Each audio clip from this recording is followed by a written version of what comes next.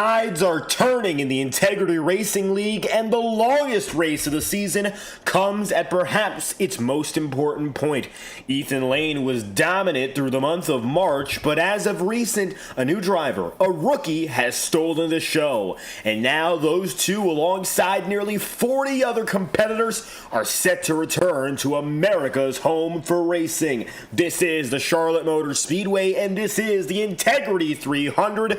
It is the half-length endurance race that we look forward to every month of May, and it runs once again for the fourth time live on FTN Broadcasting. Welcome back to the channel. I'll be your host for tonight's action. I'm David Croyd's commentating and producing. The story of the season has been changing, and that's something we're going to hammer in all night long.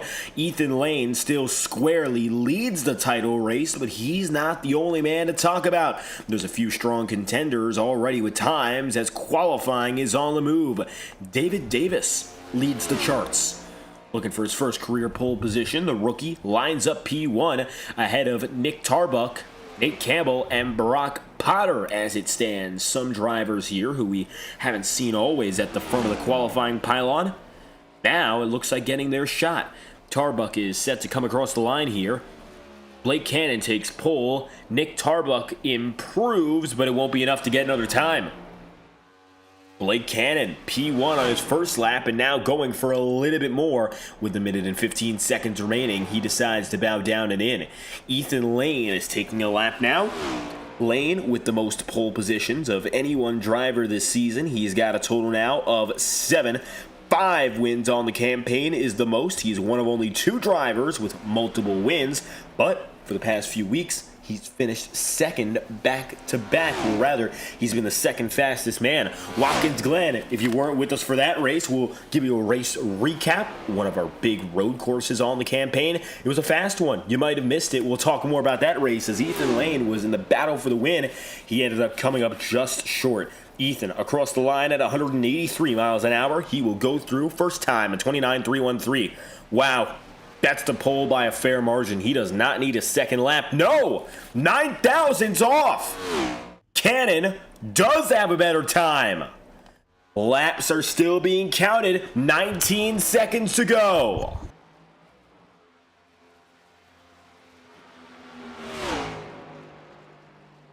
Blake puts down just a slightly better time at his end. Ethan Lane will not match it. Unbelievable. Cannon in his final seconds holds on to the pole. Sam Nieto jumps closer in third. Lane can't get it. Nieto comes close. Blake Cannon grabs the pole position, and he will take P1 at Charlotte. Last season, his teammate Tom Wetmore took the win at this venue, his second of the season. Now Blake eyeing his second opportunity in victory lane. Cannon, as it stands, with 2 pole positions coming into this race. That's his third. And of course, 1 win so far this season.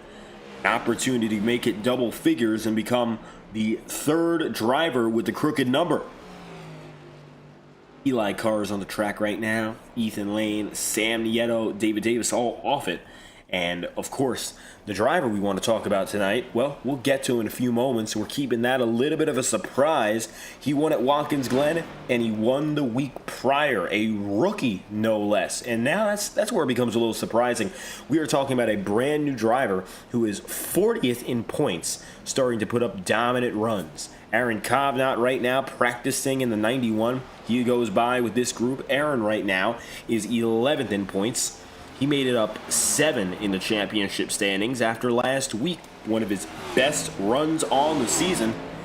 He became squarely inside the top 10 fight. Right now, 10th in points is David Davis, and Davis had a hell of a lap in qualifying. I mean, by far his best run in the qualifying sessions this season. There's Sam Nieto and a few other drivers taking times, double file. Now, right now, the sun is up. Probably not going to be that way the whole night. Already it's starting to set. By the time this race is over, it's going to be pitch black outside, save for the stadium lights across this 1.5-mile venue.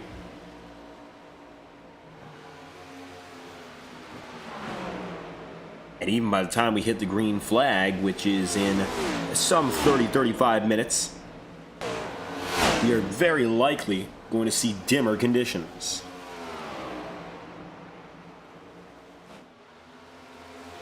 Going down to the inside, Ryan Bean once again. Can't quite get there. Now, tonight's field, one of the biggest we've had over the past month. 39 are set to take it to the field here in Charlotte Motor Speedway, Concord, North Carolina. Always a delight to come back to, and it's no wonder we have a big field. So let's talk about that starting grid, because it's filled with talent from top to bottom. On the inside of row number 1, Blake Cannon is just able to slide ahead of Ethan Lane and grab his third pole position of the season. Lane going second, takes it there, P2 in the 84. Sam Nieto third place, and David Davis goes fourth. Fourth is the best qualifying run we have seen out of the 13 in a long while. Nick Tarbuck and Nate Campbell wrap up the Super 6, the 4 and the 45 respectively. Next is Brock Potter. Potter taking it 7th, Zach Sharinthal 8th, and James Thurston P9. Thurston with 2 back-to-back wins is just beside Kevin Matz, the last man to the top 10. 11th place goes Cody Smith, 12th goes Andrew Hamilton, and 13th place is Eric McFarland with Robert Richardson just beside him. That's 14th. 15th place is Nicholas Ward, Joe Yake 16th, Ryan Bean 17th, and Aaron Kovnat is the 91. 18th place, with the last drivers in the top 10 being, rather, the top 20, John DeBarro and Alex Kim. Top 25 sees Nolan Potter, Jacob Fife, defending race winner Tom Wetmore, Matthew Cornell, and 25th, Don Stevenson. For the top 30, Ryan Potter, Bobby Keith, Brant McClendon, the 96 of Josh Gallagher, and Austin Cardules. Matt Janas goes 31st. Richard Smith is 32nd. Sean Kalist is 33rd. And Eli Cars is 34th. Eli, the final driver with a lap put down, is about half a second off the top time from your top driver in Blake Cannon. Trevor Trago in the number 37 is then just after that. He starts 35th tonight. Aaron Eads is scored 36th. Final drivers on the starting grid. Randy Fiash in the 55 is 37th. 38th place, Kent Wetherell in the 70. And the last of all, 05, Thomas Lind. That is your 39th and final man on the starting grid tonight. But remember who starts on top of it all, because today that will be Blake Cannon.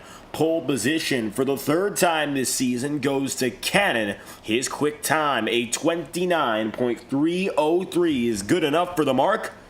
He beats out Lane, who will stand beside him on the front row. Practice is over.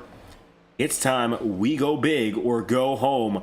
38 will lose. 1 will come out on top of our longest race of the season. 300 miles, 200 laps.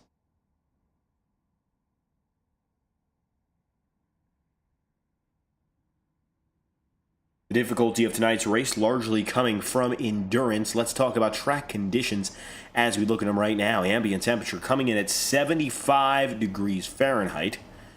By all means, rather moderate. And then the track temperature is just a little bit warmer at 81 degrees.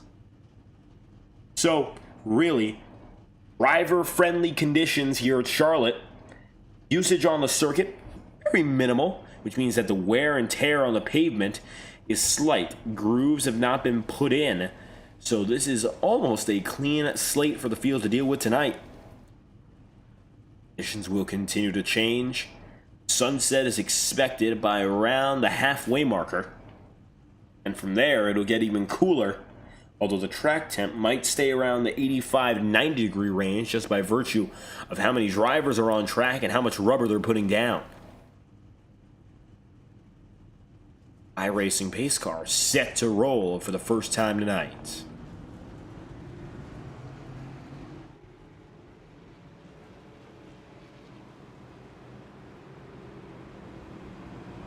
Obviously, Blake Cannon and Ethan Lane both trying to get back to their winning ways, because as of recent, they've been thwarted by the red, white, and blue car you see on your screen, James Thurston. Thurston holds 2 of the last wins on the season. Back to back, he got them at 2 completely different venues. Got one of them, his first ever race at Texas, then did it again at Watkins Glen. And although now he sits 40th in the championship points, he does so off of only 2 appearances and 2 resounding victories. For James, this is only his 3rd appearance. The Power Smash Infinity Speed Motorsport Toyota Camry has already quite the reputation of being fast and good. He'll have to start from 9th today, get up there to challenge the drivers who got better qualifying runs. But 300 miles mean that it's about a race and a half worth of our regular distance. More time, more opportunity to be patient. Every lap matters, but you gotta go about it differently. There's no longer test in the Integrity Racing League schedule than this one. When we're in Charlotte, we mean business, and it all begins again tonight. Side by side, Lane and Cannon get the green flag, and we are on our way for 300 miles from America's home for racing. Into turn 1, Cannon with the edge, and we are back on our way in North Carolina.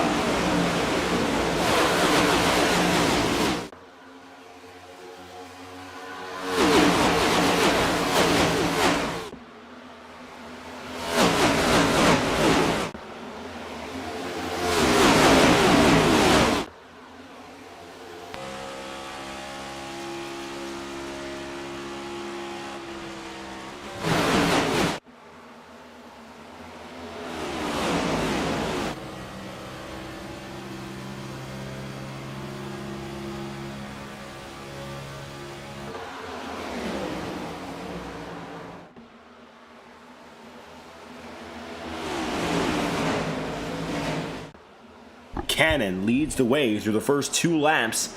He's got full control. The entire field seems to be well put together as we get on our way for the long haul.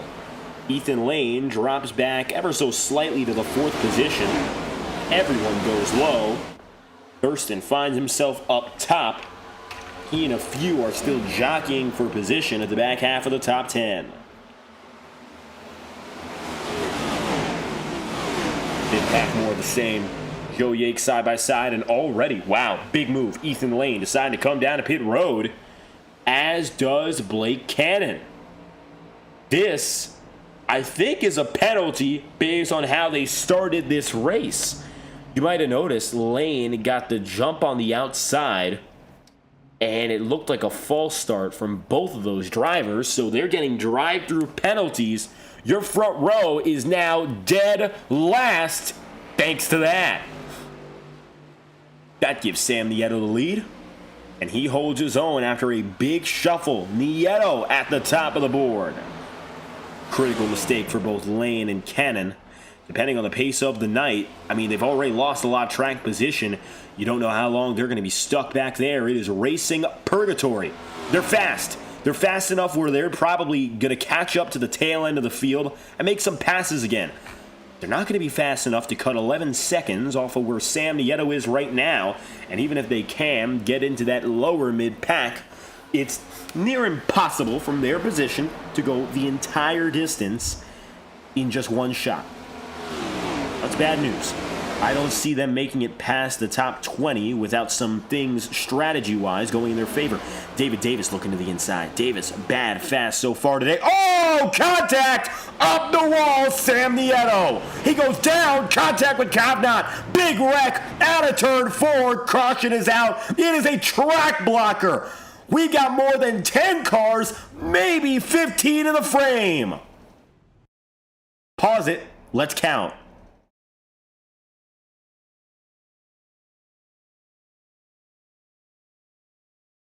I see 20 right here. 21. One was hidden behind the timing ticker. That's half the field in one shot. Well, Ethan Lane and Blake Cannon, they're racing purgatory. Seems more like a heavenly outcome. They've escaped the big one. Watch this. And we're going to try to break it down to you with the wider angles that show the whole picture. Davis dropped in, and he gets a bad look on the number 2's back panel. Sends Nieto up the track. Davis gets away. Now, had Nieto held it up in the wall, I'm wondering if he had control at this point, maybe we wouldn't have seen a caution. It gets worse when he tries to get down and in, makes contact with Aaron Kovnat. Kovnat goes around spinning, and Nick Tarbuck has nowhere to go, ends up making contact again with the number 2. Watch this. Cody Smith and Ryan Bean, Eric McFarland up the track. Fife is already sliding. Alex Kim gets hit by everyone here. Hamilton gets up in it. Ryan Potter gets into John DeBarro.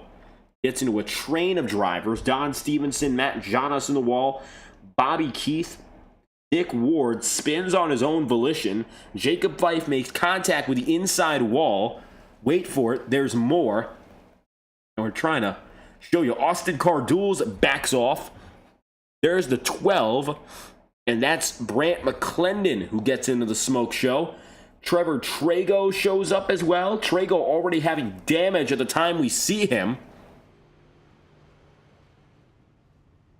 And the yellow flag is out. Tom Wetmore, Bobby Keith, Nolan Potter, Aaron Kovnat, Joe Yakes, Richard Smith. Among those we haven't even named yet, Kent Wetherell. Wow, what a wreck. 20 drivers in varying degrees are involved in that one. We're going to have to catch up quickly with the restart. It's coming up right about now. Take a look at that first caution.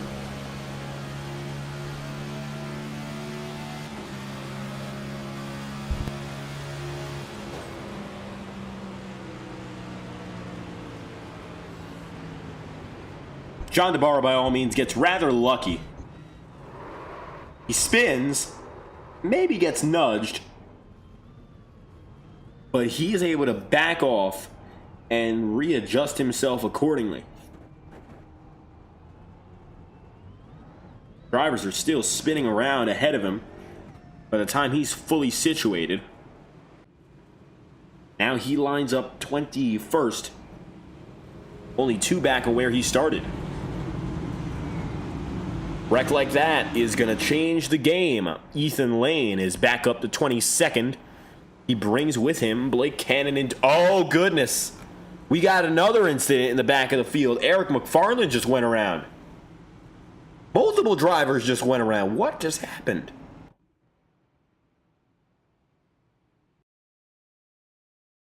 I'm not sure about this one. We caught it at the tail end. And there was trouble. McFarland, among others, caught spinning. 33 gets back in it.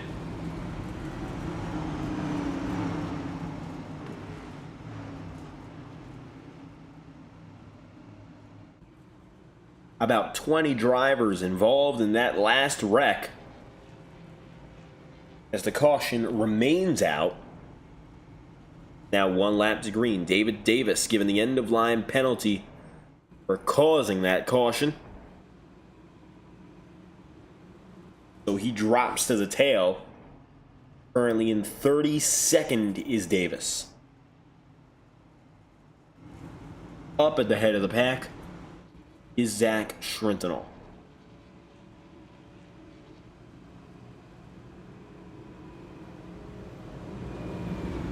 Zach has Nate Campbell behind him. And now James Thurston and Brock Potter make up the second row.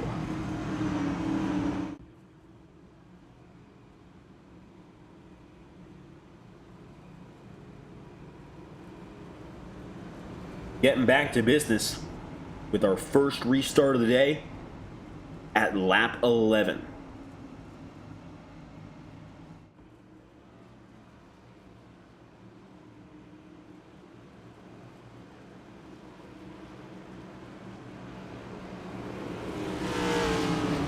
For Schrintenel, his first lap's up and ahead. He was just behind that last wreck, really by a position. He and Davis, the first drivers to get out.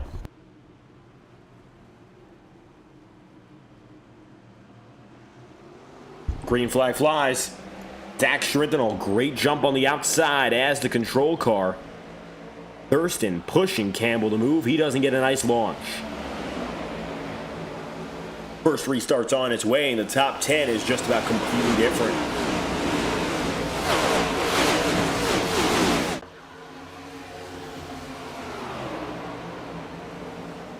Right now, as they roll, Kevin Matz up 5 places, Andrew Hamilton up 6, Robert Richardson up 7 in the 5th, 6th, and 7th positions respectively. So some of these drivers, we may not see them at the front of the field every week, but they qualified well today.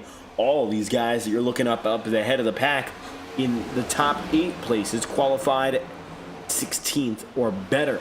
Then you got 28th place qualifier Brant McClendon, who's in 9th. You got 26th place qualifier Ryan Potter in 10th. Ryan Potter now trying to make things happen with Bobby Keith, the 27th place qualifier, getting inside the top 10 conversation. Austin Cardules started 30th, now runs 12th. 35th to 13th is Trevor Trago, up 22. John DeBarro up 5, goes 19th to 14th.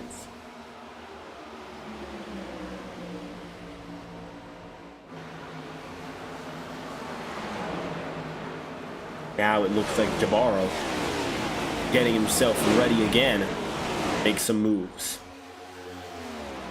Single file, 14 out of 200, a long way to go until the checkered flag, and so we're just getting ourselves settled in for the longest of hauls. Trentinol is going to get pretty lucky by escaping that first incident. James Thurston, more of the same as well, and Thurston now looking for what could be 3 consecutive wins, and it becomes a lot realer a possibility after that last incident.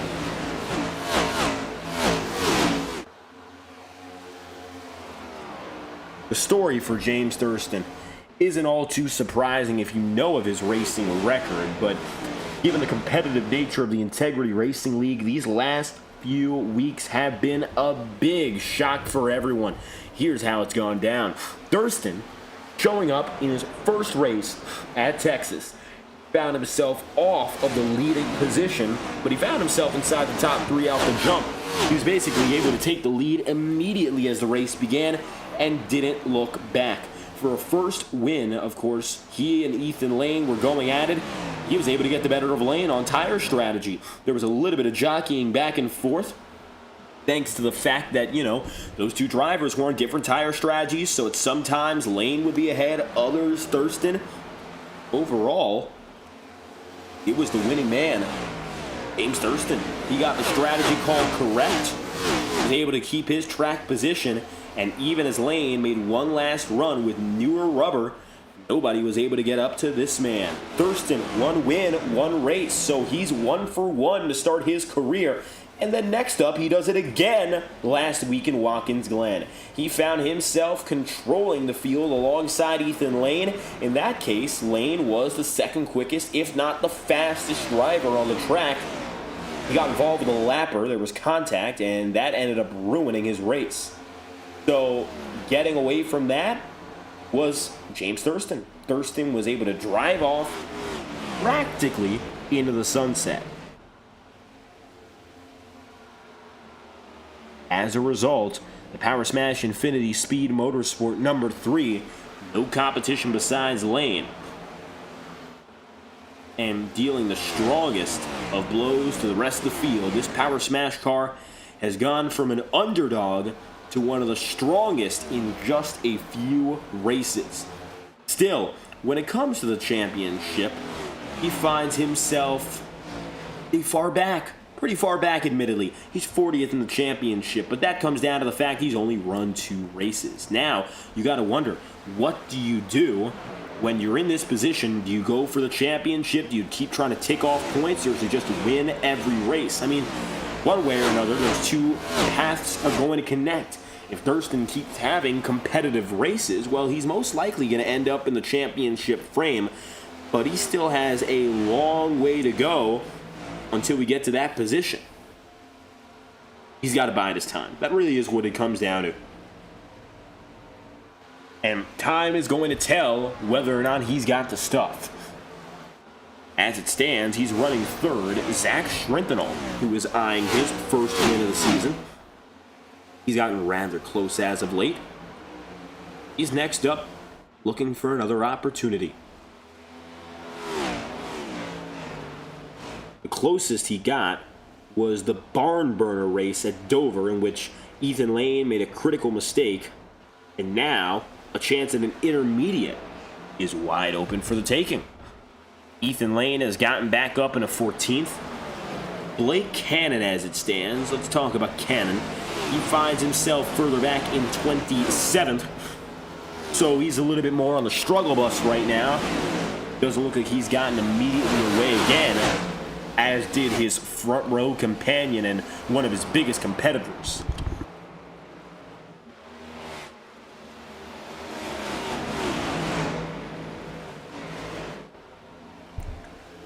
Cannon coming closer and closer to Alex Kim and Nick Tarbuck. Kim definitely running with some front end damage.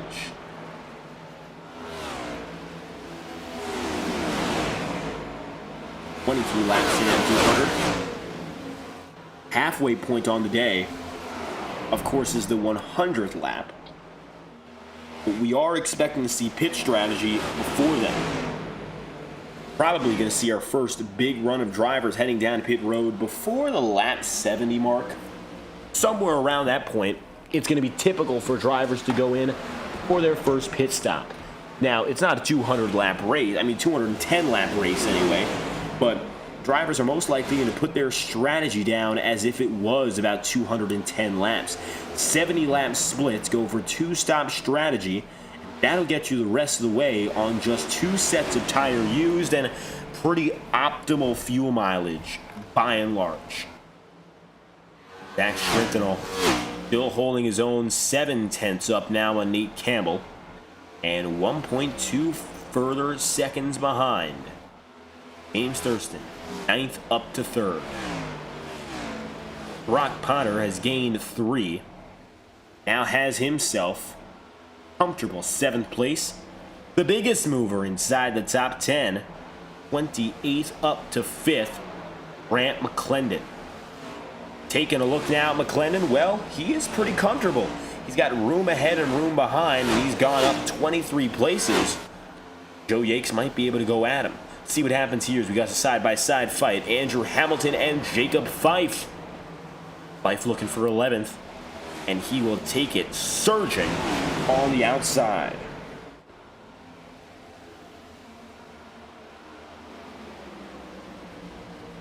$27 out of 200. Going to 28. Now, Fife is up 11, so he's in the double digits in terms of positive movement. One of the biggest movers on the day. And it's only the first 27 laps of this race. Side by side now, the 97, the 37, and the 84. Trevor Trago bottom, Ethan Lane middle, Nicholas Ward up top. Ward is trying to protect that high side with all he's got, because that might be the only thing that's kept him ahead of Ethan Lane. Smith to the bottom. Richard Smith defending his spot. 13th is the best run so far we've seen out of Smith all season long. But he's got to let Ethan Lane by. Doesn't have the pace to compete. We'll see how long Nicholas Ward does. 3 wide with Austin Carduels. They'll get away.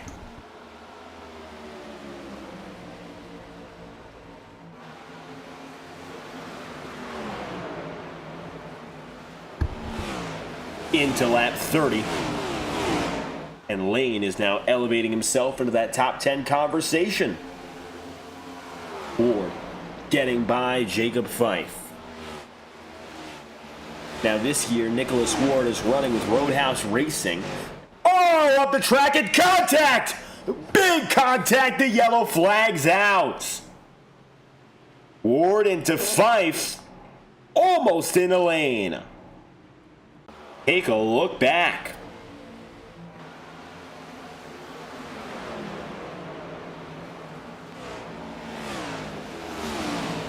That could have been a multi-car incident. Well, it was, but I think Fife was able to get away from it because he was T-boned on the side. Look at this again.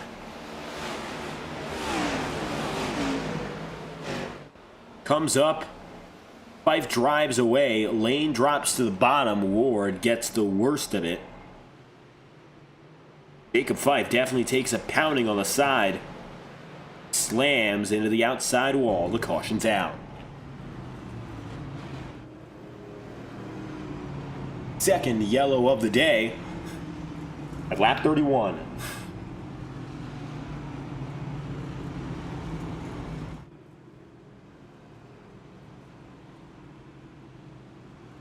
Now for Ward, probably the worst thing that could have happened there is just losing control. You'll see him, last driver in the lead lap now, set to go down to pit road for service.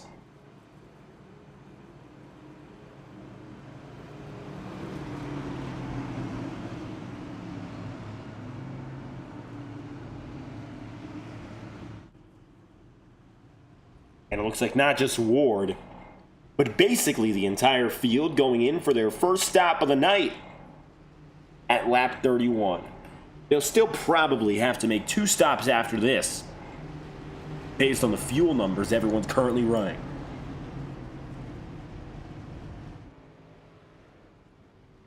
Zach Schrindenal scored as your race leader tentatively. Gonna change out right now. Let's see who's first out of pit road.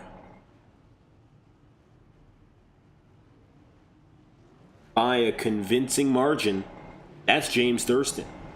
Then Zach Schrindenal. And after him, you'll have a litany of other drivers filing in all at once. You'll have Brock Potter, Brant McClendon, John DeBarro, Joe Yakes, Blake Cannon, Bobby Keith, Schrindenal, Matz, and Richardson, all in that top 10 conversation. As the winner off pit road, clear as day, James Thurston. Thurston leads again, and now occupies for the top spot. His first laps of the night in P1, 3rd straight week he's leading.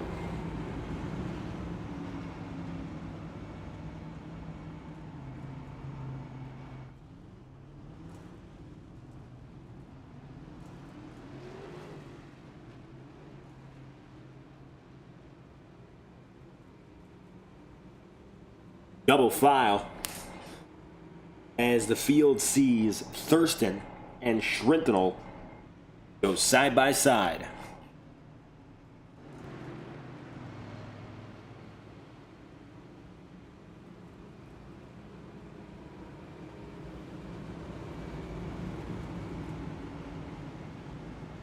Just behind Thurston now is Brock Potter. While Nolan Potter's had some success as of recent, Brock is chasing after that first win as well. Thurston now eyeing 3, the 3 car. Ethan Lane after that run drops back ever so slightly. Now finding himself 11th, just outside of the top 10.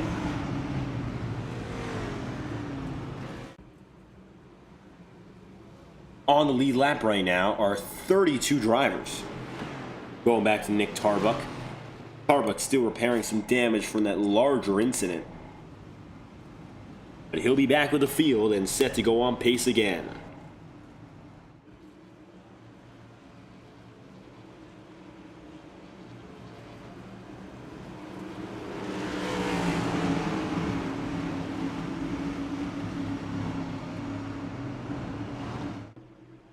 Double file for your second restart of the night. James Thurston with a big opportunity. His first restart in control, and look at that jump. Oh no! Schrindenal in the wall. Everyone gets away. We stay green. But second place falters as Thurston drives off. Yellow flag is immediately out. I don't think anyone else got involved. Here's a second look. Potter on DeBarro, bad push. Everyone got away. Safety caution. 9 times out of 10, that becomes a big issue. Zach Schrintenel. Credit to him for avoiding a big problem, as he will bow out for the night.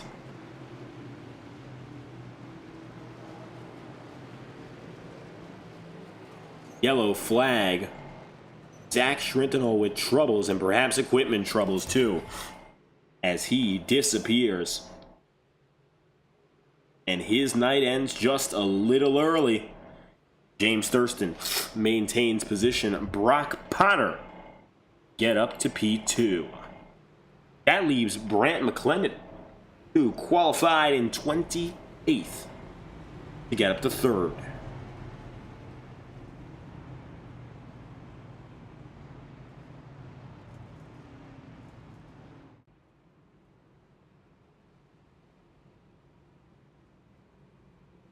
Everyone settles in once again. Safety caution, 3rd of the day.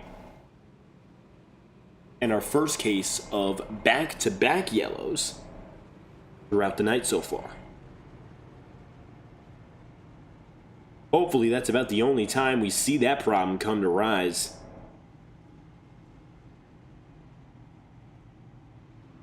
Instead, we'd like a lot more green flag action.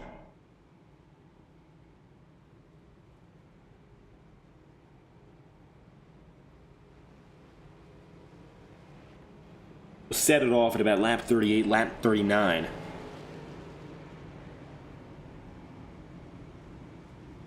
As Thurston, Potter, McClendon, DeBarro, and Yakes are your top 5. Ethan Lane jumps 2 on that restart. He'll take 9th.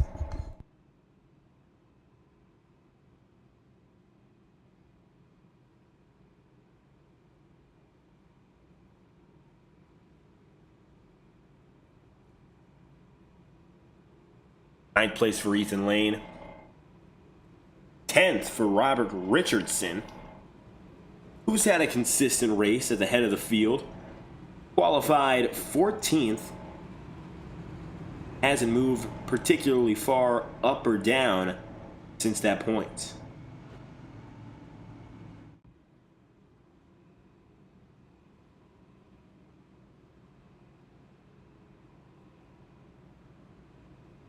Double file for the second time in the last 5 laps.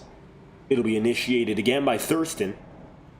Potter gets the outside. Outside has not done too well. Some of these restarts tonight. Inside, same goes. There was one bad restart for the inner groove. Restarts have been dicey to this point. It would be best settle in now. Let's get that opening lap out, and I'm thinking we're going to get into a long green flag rhythm. Last time we went to this track in the Integrity Racing League for the 300-miler, we did see close to 10 cautions. However, we've also had instances of this race that have only run with 1.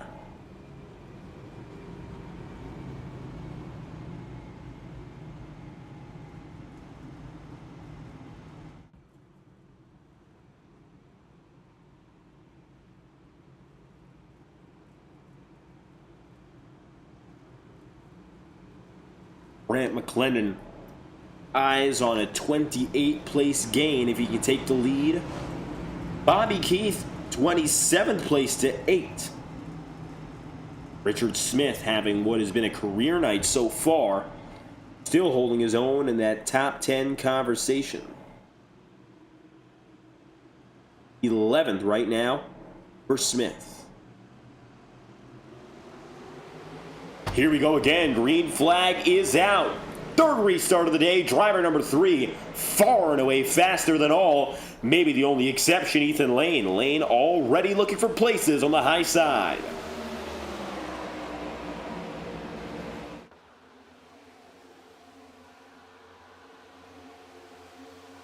Ethan Lane is the top competition. The driver in the number 3. And if anything, Blake Cannon going to have himself 44 anyway. You see him on the top side. He's got himself his main rival right beside him. Forget about Thurston. Cannon wants to stay ahead of Lane. I think, in all honesty, what you're going to see out of these two drivers all night long depends on strategy. Cannon has been quicker over the course of these long runs or over any multi-lap period to back off the driver, the 84.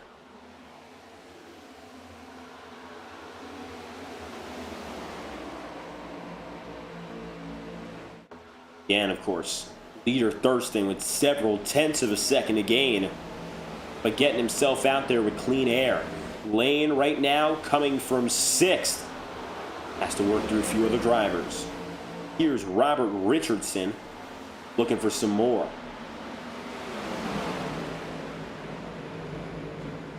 Robert 14th to 11th over the course of these last few laps. 2 spots gained from Richardson over the course of this race. Now going up with Matthew Cornell. How about this? Cornell faster than Cannon off the jump at a turn 2. That is going to give Cornell the top 10 for the first time all night long.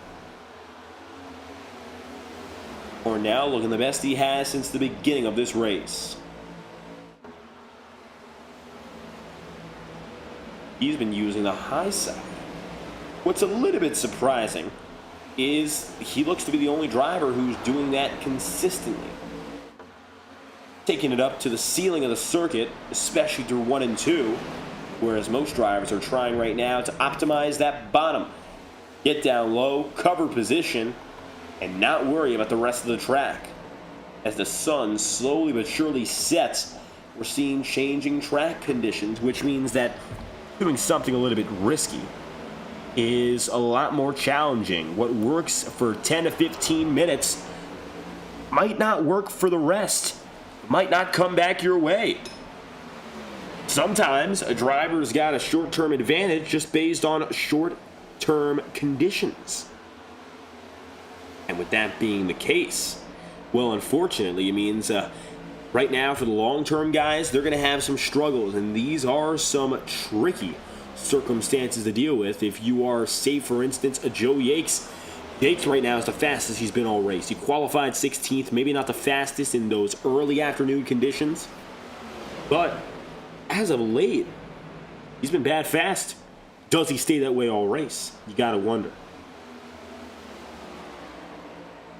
No confirmation of that anyway. What we've seen so far, everything left up to speculation. Not to say that we doubt he's got the speed, but very commonly we see drivers fast to start, not fast to finish. 45 laps in at a 200. It is now James Thurston with about an 8/10 of a second gap over second place John Navarro.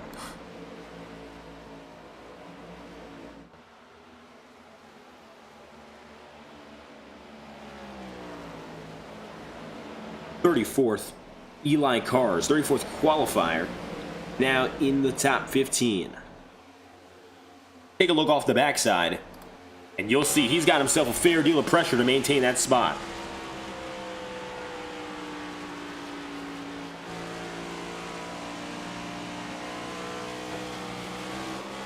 Contact! And look at that, Carr's with all the pressure. It's going to cause trouble. Up the track. He's on the racing circuit, caution's out. Take a look at it build up.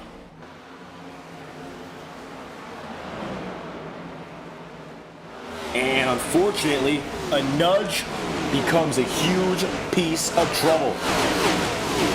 4th yellow flag on the day at lap 47. Here we go again. The yellow out. Everyone paces. No reason to go down to pit road. Eli Carr's caught the outside wall. Nolan Potter finished him off, and it looks like he got loose down the grass. Started ice skating.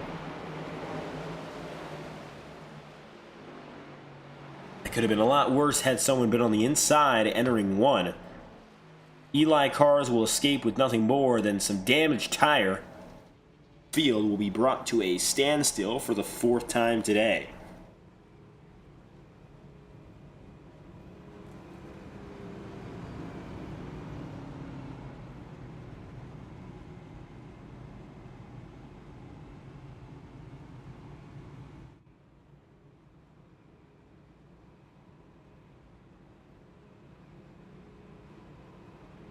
James Thurston loving that green flag run. Ethan Lane looks stalled out at 6th. However, maybe he's just biding time, expecting these cautions and looking forward to the long run. Talk a little bit about that pit strategy as it goes on. We do have some estimates and some numbers we can run.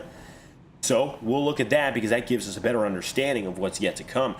Most drivers going back into pit road for the first time tonight after the initial start, lap 31, 32. So that gives them about, at the very most, up to lap 100 to go on under green. Lane wants to go that distance with pace. He's going to have to save some equipment to get there. I think that's starting to be what he's going for. He got up to 6th, and now he's riding in the train. Draft. Hold his pace.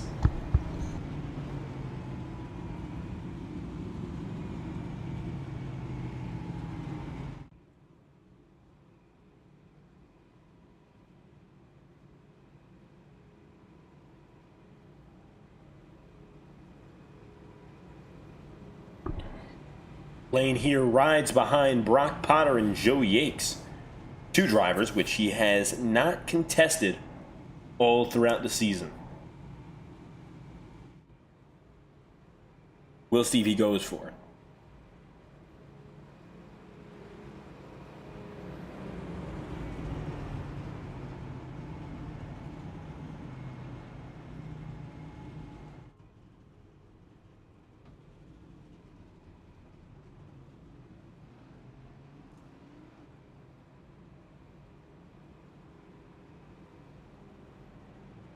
Two by two. Thurston leading now his 3rd restart at lap number 51.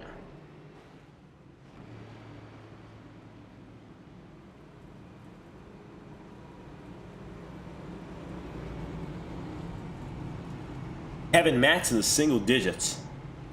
And a strong shout out to Matson team. The performance uptake they've had this season has been notable. I think that's something we have to continue to say. This team wants to be better week after week, and they've shown it with the results we've seen as of late. I mean, talk about where Mats is right now in the championship, 23rd, up 2 places after last week. He has, of course, had himself 2 provisional races, so he's made 8 starts. Of drivers with 8 starts,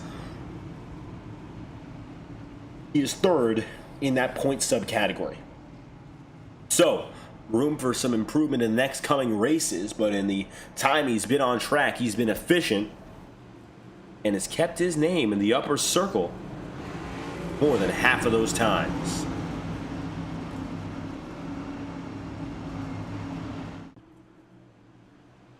Into pit road.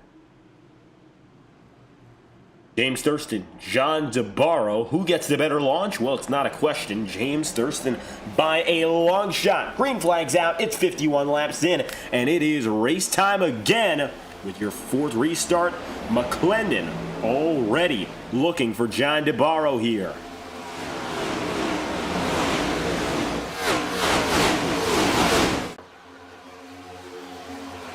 It's single file all the way through, the sun really continuing to set. Track conditions right now, ambient temp of 74.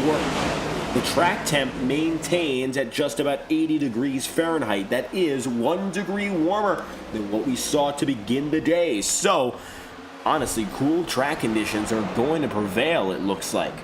Doesn't look like there's going to be a lot of concern about things getting overly warm or drivers really burning up. Instead, they should be able to pretty comfortably get themselves to the end of this race without having to worry about excessive loose conditions Car control shouldn't even be an afterthought. It really shouldn't even be a thought. It should just be something that's commonplace. That's not to say multi-car incidents won't happen, but on a single car level, most drivers should have a easy enough time to go at least somewhat competitively quick without pushing themselves.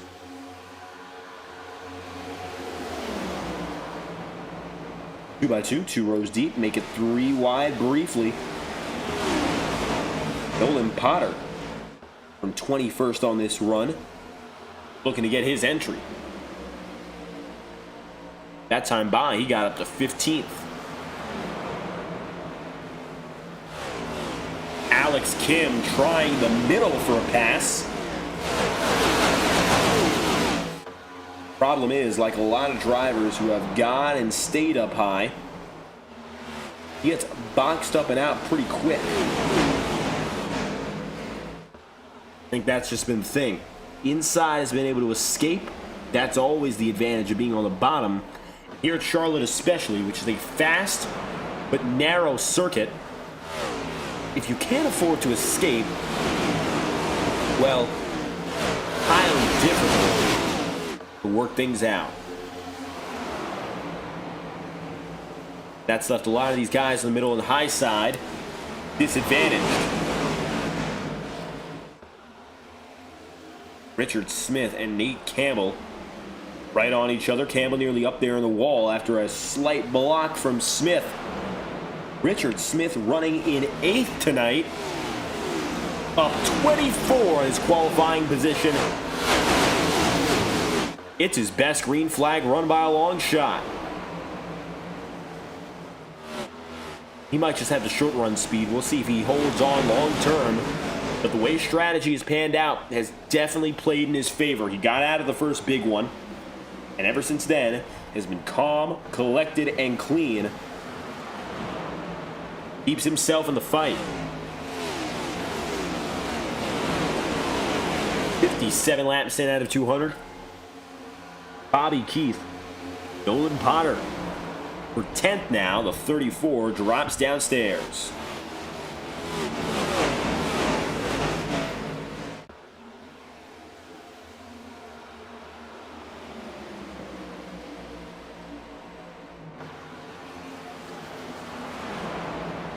Trevor Trago, Matthew Cornell, Alex Kim, Hamilton, and David Davis in the middle of this pack. The heart of it, really.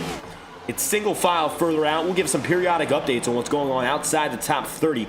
A lot of drivers outside of that range have already retired, but some are still running. We do have 32 on the lead lap, the last of which are Nick Tarbuck and Randy Fiash with damage. In the meanwhile, I think the most exciting things are happening in the middle of this fight.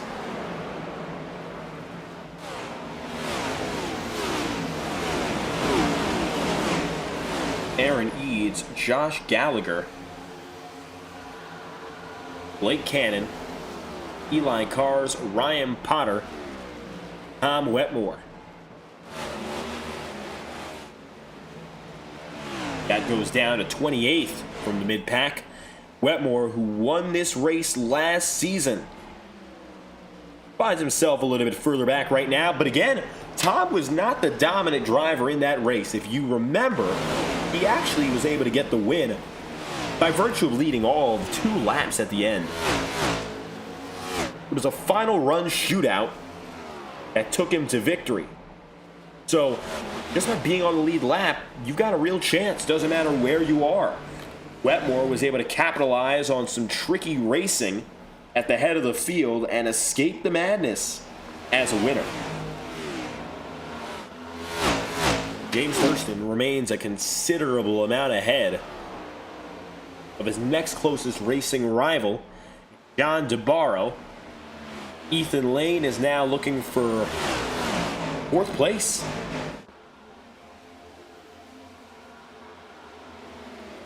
He'll get it. Just barely, but just enough on the timing loop. Joe Yakes as well on Brant McClendon.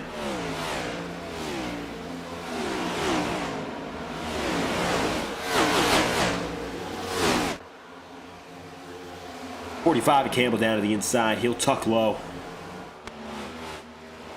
And as he does so, He gets away by about 2 car lengths. Kevin Matz now behind Joe Yakes.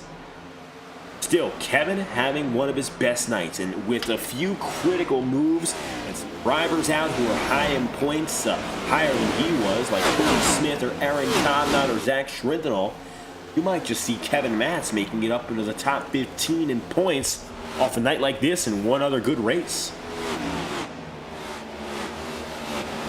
Eli Cars, up 9 right now, is just ahead of Blake Cannon. Cannon on a comeback run.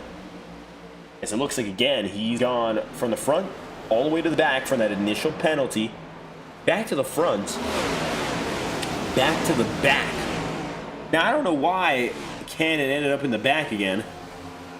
Perhaps, well, it looks like, yeah, he went down to pit road once more. He probably just did that to fill up on fuel. So, he has himself enough fuel to go the distance now.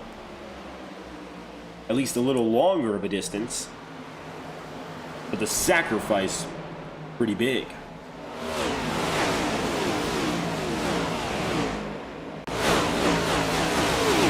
Up and ahead. James Thurston is losing that gap on John DeBarro. And DeBarro is now putting some big pressure on the number 3. That time by, Ethan Lane was faster than both of these drivers by nearly 0.2 of a second. DeBarro has gotten there on Thurston, though. So is he now going to finish it off? Let's take a lap on board with DeBarro and see what it's like fighting for the race lead.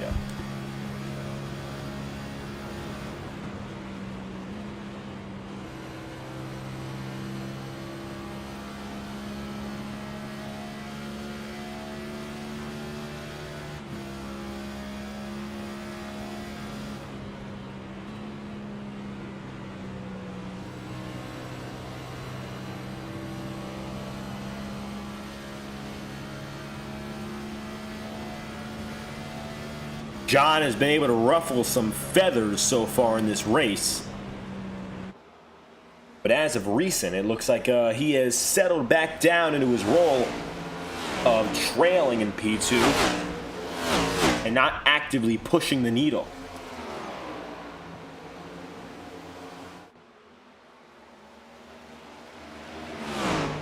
Down and low again. 68 out of 200.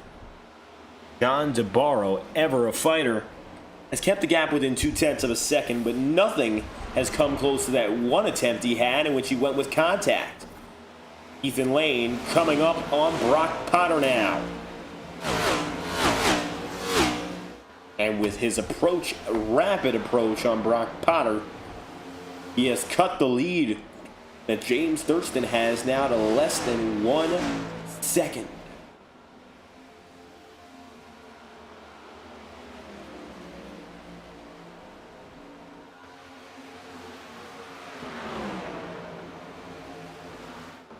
.70 out of 200. And it is close as it gets between your top 4 drivers. 0.75 of a second. James Thurston is no longer free. DeBarro has gotten slightly closer. Brock Potter is now a half second back. Then Lane trails him almost equal the distance that DeBarro does Thurston.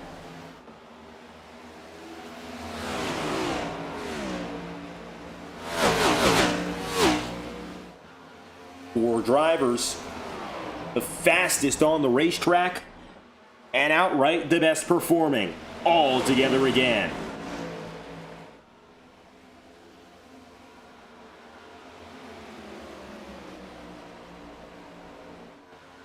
.71 laps in. Now, had we gone green, this would have probably been the first instance of a pit stop. Ethan Lane is able to get away with that one. That's third place. He gets it on Brock Potter.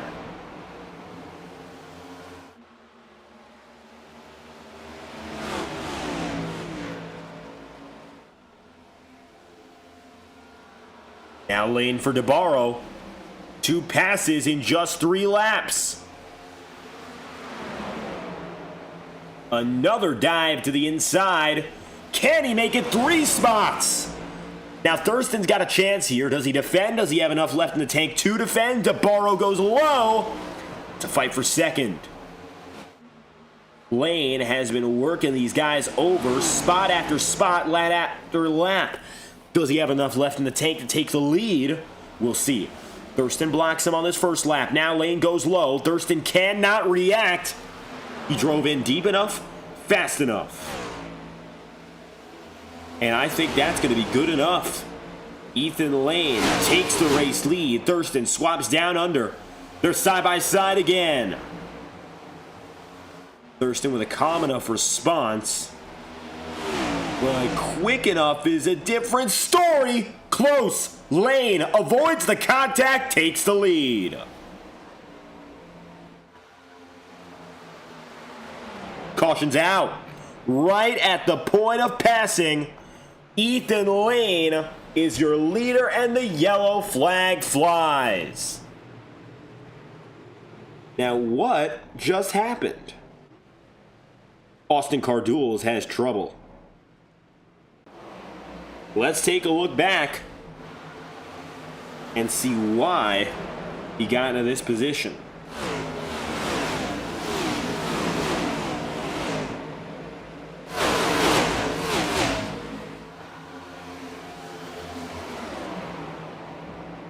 Eric McFarland went down the track.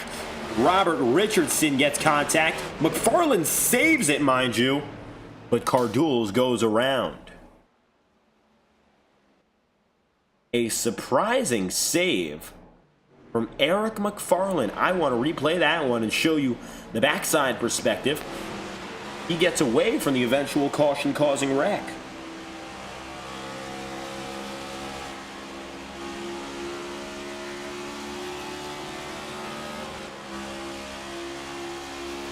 Loose. And a great recollection. Loses no spots. And gets away to fight another lap.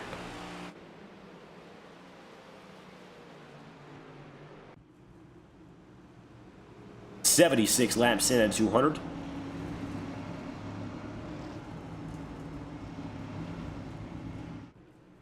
And Peter's going to pit road for the second time today. Looks like breaking from those long run norms and getting a call in early. Ethan Lane, James Thurston bring them through. We'll see who brings them out. Gets back to work.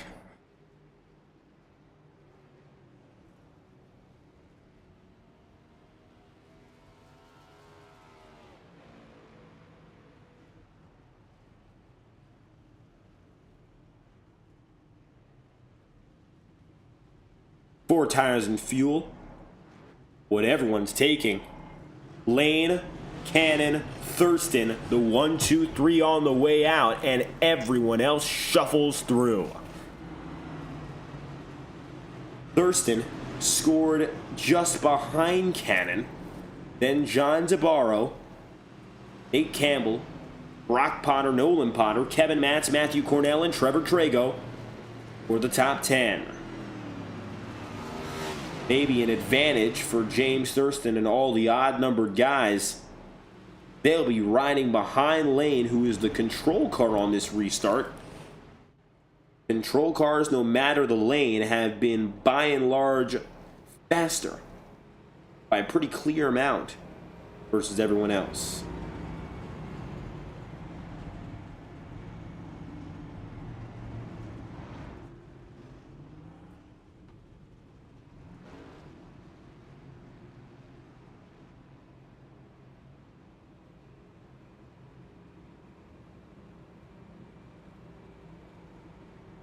Almost exactly as it was when it all began. Then Lane and Blake Cannon, the front row, they are settled in again.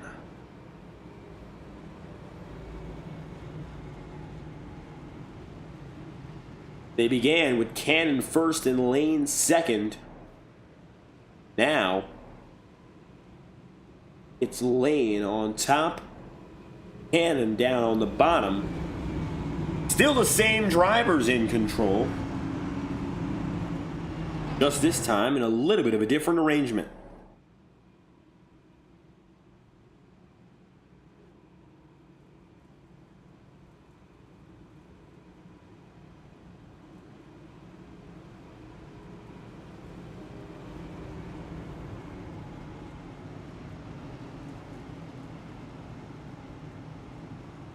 "79 laps in for your 5th restart.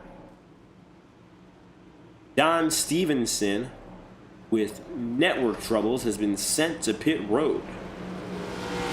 Only our 2nd case of that happening all season long.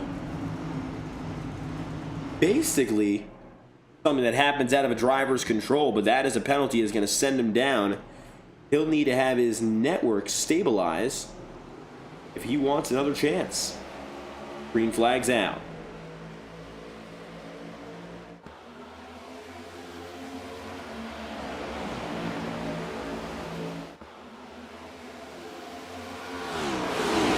Ethan Lane, the far and away best driver off the launch, but give some credit where credit is due to the man of the 44.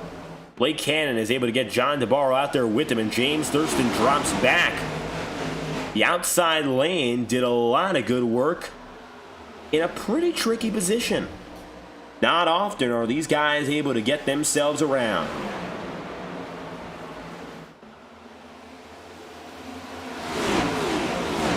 Out of 200, up top, Ethan Lane defends. Cannon now looking for something down on the inside. Blake's got it. He's clear. 44, new race leader. Thurston takes the highest groove out of turn 4. Now is side by side with Lane for 2nd. And it's pretty close between them. Nolan Potter, Brock Potter, both in the top 10 race tonight. We've seen all 3 of the Potters at the head of the field today. Nolan was a little earlier, or rather Ryan was. Brock and Nolan, of course, we're still seeing that. James Thurston, race leader. He takes it around on the outside again. Seems to be the only driver right now who's really comfortable with taking it high. Slide job way down to the inside. What a move from Thurston there. Cannon barely gets away. Top 3 drivers are unafraid of each other, and they are the best in the field.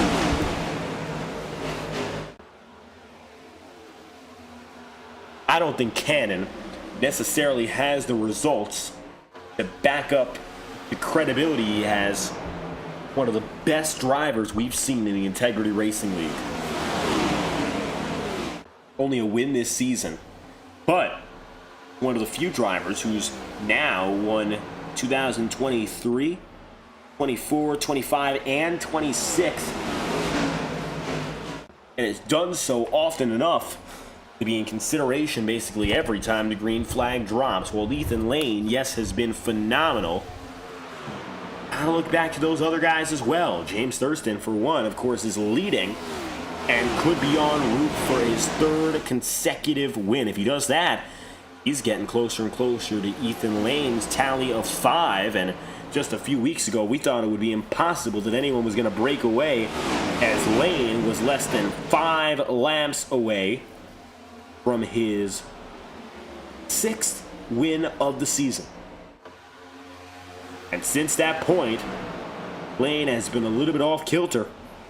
He's been close time and again, but just hasn't made it work. Lane on the inside right now. John DeBarro trying to be the next driver to stick a move high. It looks like for John, he just did it. I think Lane is laying back. It's a lot like the last run. Ethan Lane drops back a little bit, lets everyone else go more aggressively, and then comes back for blood later. Takes every position.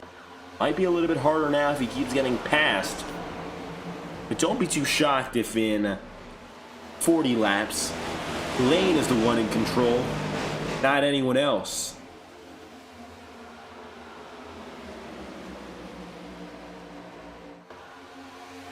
Navarro and Potter. Second and third now. Nolan Potter third. Brock Potter seventh. And it's a competitive family affair out here tonight. Not often in the middle of the race do we see them together. Sometimes they end up in the top 10 together late, but right now it looks like every position is going to be decided amongst them and someone else.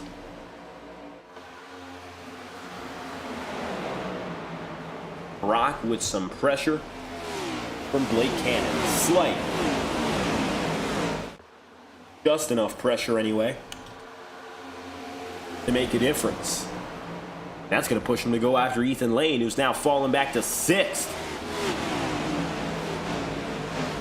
Again, if we take a look and listen on board with Ethan Lane, I think he's delicately backing off. Take a listen. Let's see.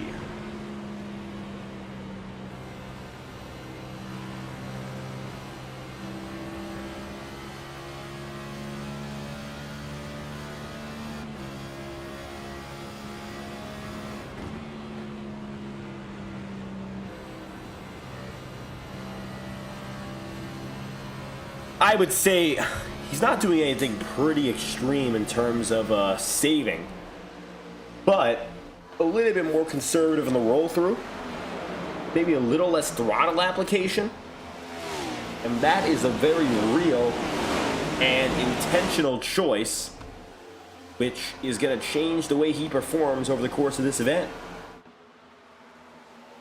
And I think right now the only driver who seems to be in full confidence, one who leads the way, Thurston out there, 90 laps in of 100, of course, to the halfway point. Then from there, the checkered flag, 100 more laps. Nolan Potter looking after John DeBarro still. Second place, not a settled fight. Blake Cannon sees Jacob Fife get up to 9th place. And he might just go for a little bit more, now up to 8th. Brock Potter better watch out.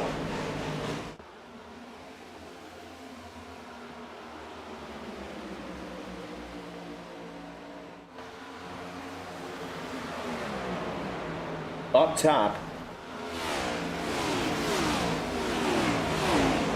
number 36 of Fife gets a slide job going. And already a quick move down to the inside. Fife gets up to 7th on that quick one. Let's see if he's able to maintain it. I think Brock Potter's got just enough right now to take it right back. Cannon has a fantastic view. Take a ride on board with him. Perhaps the best seat in the house.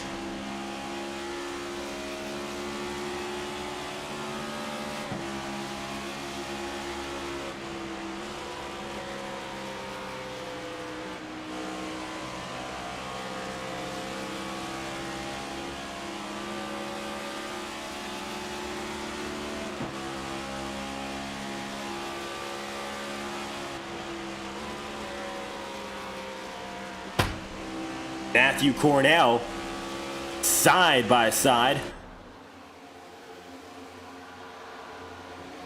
Doesn't quite stick it.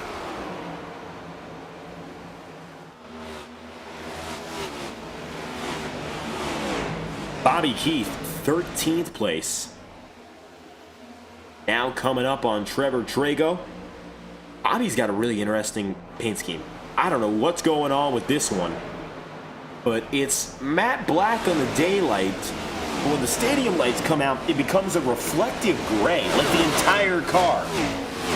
I mean, the taillights are styled the same way. The number is as well. You can't miss Bobby Keith. But I don't know whether or not that's intentional. Either way, 27th to 13th, one of his good nights. A lot of drivers who qualified poorly who have been able to resurrect their race, hanging among the best of them. First place qualifier, Blake Cannon, and 35th place qualifier, Trevor Trago. Well, they're right alongside each other position-wise. Who would have thought that would be the case? Up top, Alex Kim slightly in the wall. 32 in the lead lap, going back to Nicholas Ward. Ward still with damage. And he might be in jeopardy of going one lap down before the halfway point.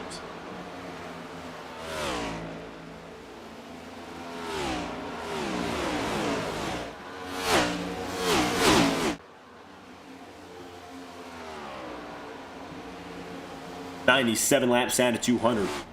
Thurston looking for a stage win. And of course, if James is going to get himself into the championship fight, which is very possible, well, he's going to have to do so by virtue of stage wins and race wins. Right now, I mean, it's unbelievable. He has 2 stage wins in his career already. He's only run 2 races. He might just be able to go 3 for 3 on stage wins in his opening weeks. And even without a win, that is impressive in its own right. He's knocking off practically every bonus point this series can hand him and doing it effortlessly. 40th in points, where he stands out of 45.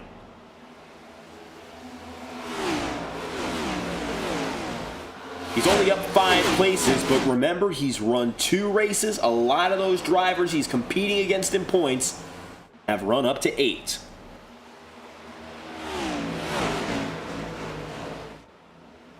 James Thurston set to come across the line for lap 100 now. The stage win will be his at the end of the next lap.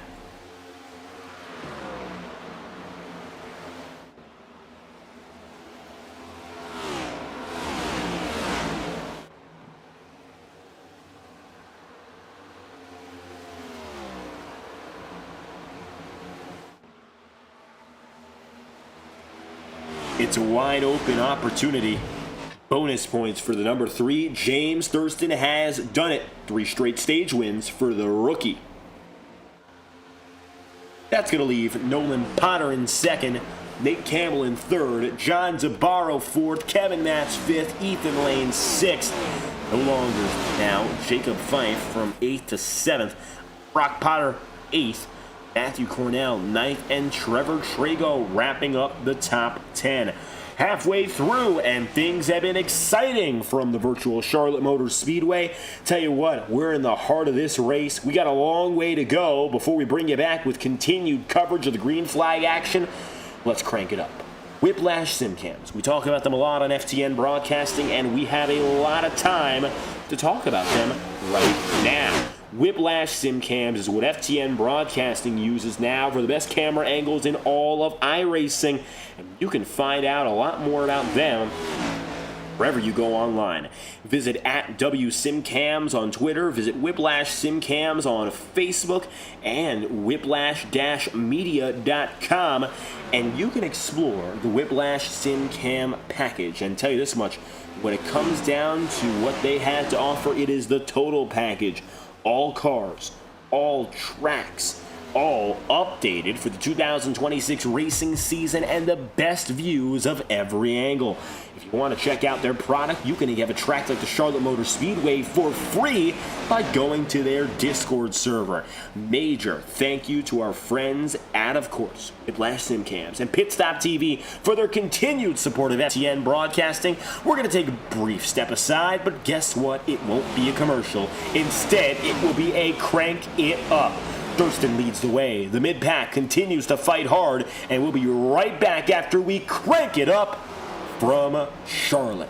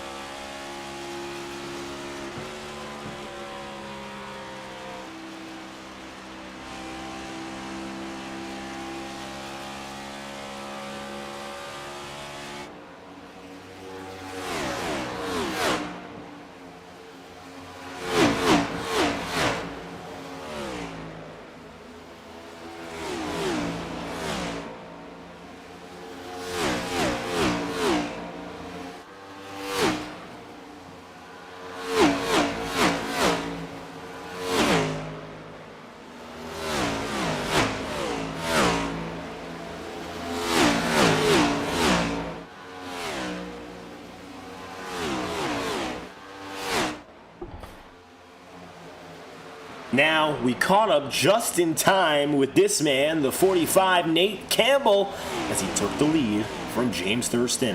And best yet, Ethan Lane has now gotten himself back up to third, and it looks like he's rather confident he can do the same and pass the number 3.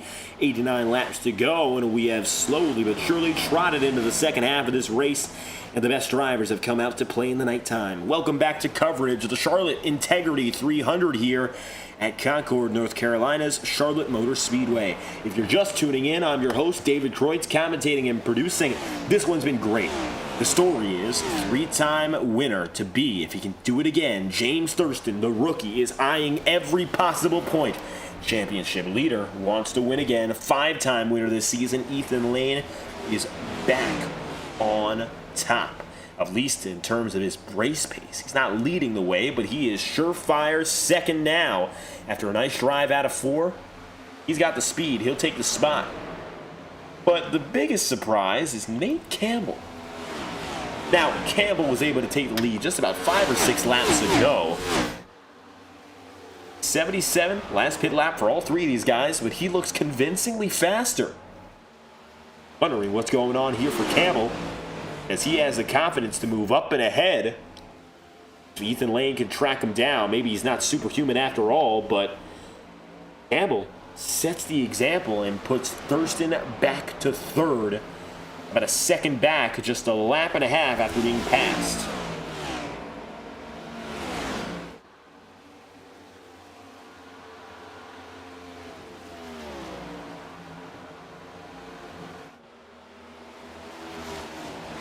Nolan Potter hit high. Watching James Thurston try to get around Ryan Potter here. Top 10 is separate by, give or take 5 seconds. Now, Kevin Matz, Alex Kim, Bobby Keith and company are all rolling through. 27th up to 13th for Bobby Keith. A 14-place gain. And as it stands, Bobby finds himself hit back with that ever-glowing gray car on Alex Kim. Kim has been quiet since the beginning of the season, opened with a bang, a race win in Daytona. As it stands anyway, it's been a solid season for Alex Kim. He really burst onto the scene last season with a part-time campaign. And as it stands, he finds himself pretty comfortable in terms of race pace, consistently in the top 10 picture, but race finishes have been a little bit more of a struggle. As it stands, we talk about Alex Kim in the championship race. Well, here's where he stacks up. In the upper half, but now 18th. As he's dropped 6 places in the points after Watkins Glen. Today's going to be a rebound race as he tries to move back in the top 15. I think the top 10 is realistic for him at the end of this regular season. It's a longer regular season. Gives him enough time to get there, but he's got to get those races back in order. Ethan Lane to the inside on Nate Campbell. This looks to be an open and shut case. Slamming is the 45 to the outside line, side by side. It's a 4,000th of a second difference across the start-finish line.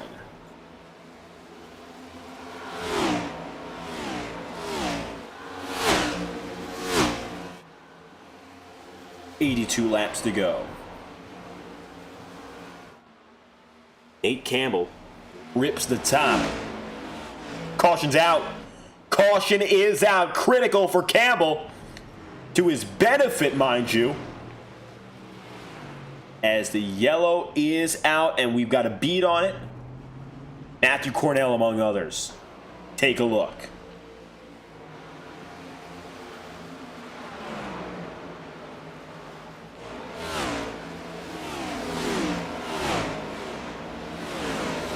Oh, contact, just brief. Brief enough to send him up the track. That's a bad angle. So we'll play it back one more time, but watch this.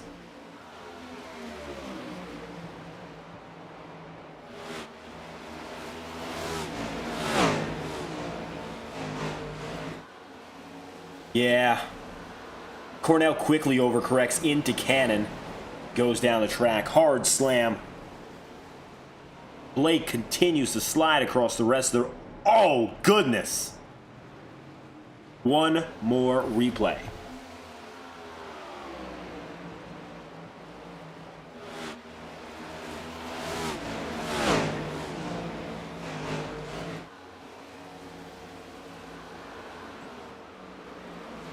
It looked like it could have been just fine for Cannon. He slid a long way. Who hit him? Oh, he came up the track.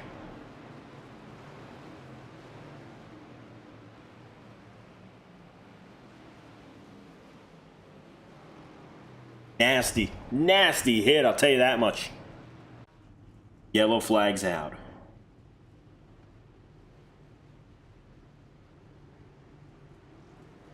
Campbell will lead them all off. He'll have Lane and Thurston immediately follow.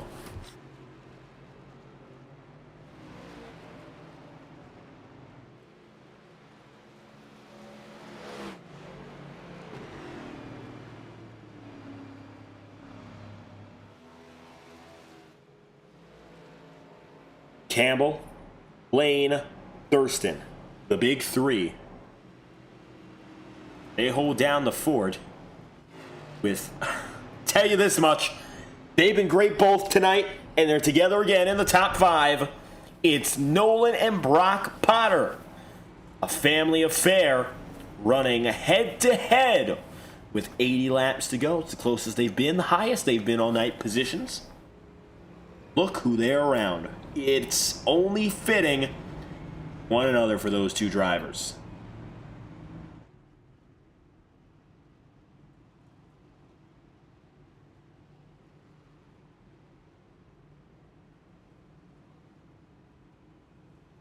.28 on the lead lap right now as they're double file again. Shout out to James Clotton and his continued every week support for Eli Cars, our man here in 22nd. He's up 12 on the day.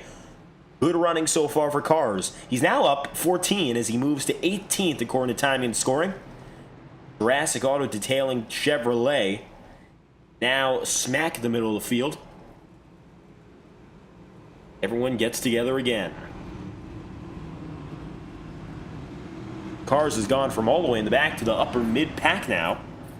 So he's had his fair share of successes for the Clotton and crew. I don't know if there's anyone else with you, James, but for anyone celebrating Eli Cars in the chat, it's been a solid day. He's got a lot more to go. Of course, time is not run out on this race, but Eli Cars making his waves. And if you have a favorite driver you'd like to shout out live on FTN, we're always talking with the chat room all race long. Race strategy, driver commentary. If there's anything in particular you'd like to hear from me about this race or anything you'd like to learn, always available. And we've got our chat up all throughout the night. Just subscribe to FTN Broadcasting and we'll make sure your message is heard. Thank you all for tuning in so far. It's only going to get more exciting from here. I think these three top guys, now that Blake Cannon is out, officially out, as is Joe Yakes, Campbell might have just taken Cannon's place. The leader off the line, and he will get it good. Accordion effect on the inside. Campbell's out in the head. Green flags out. This is your 6th of the night. Connor Newman for Brandon McClendon. Thank you for stopping by. Brant McClendon is in 14th. He finds himself now alongside that Bobby Keith car, eyeing the top 10. Campbell gets the launch. It's 78 laps to go. We're green again. Caution's out. Brian Bean with damage. So what happened here?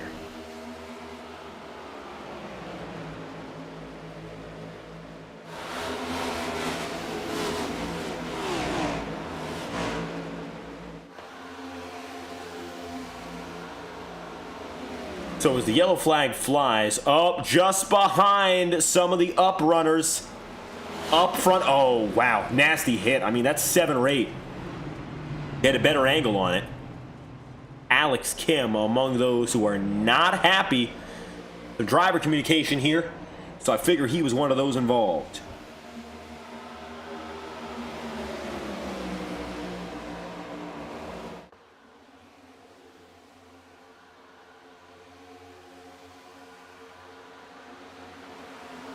So, Alex Kim and Kevin Matz made first contact.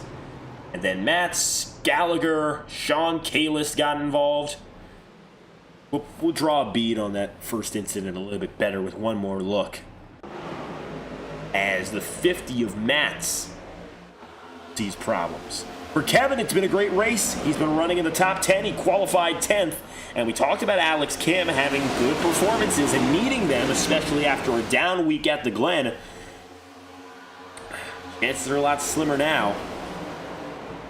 But Kim is probably going to get away better. He got away with front end damage. Mats went head up into the wall. Oh, wow. Ryan Potter with that T-bone. Richardson with contact. Richard Smith with contact. Eli Cars gets away. Nick Ward goes around. Goes out. That moves Eli Cars to 13th. Sam Nieto is 28 laps down, but still rolling. He got out of that one, too.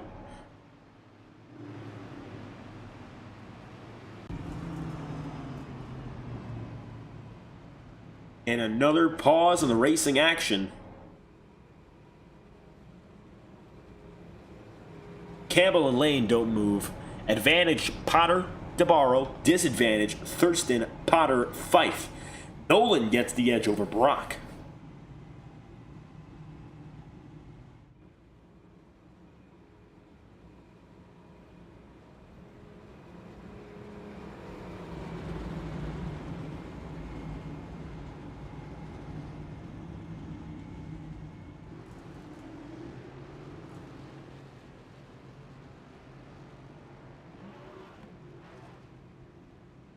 Two by two.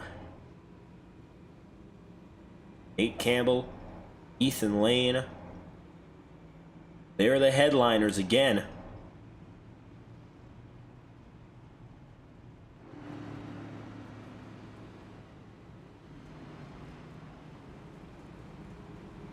It's time. Watch them duel. Eighth caution.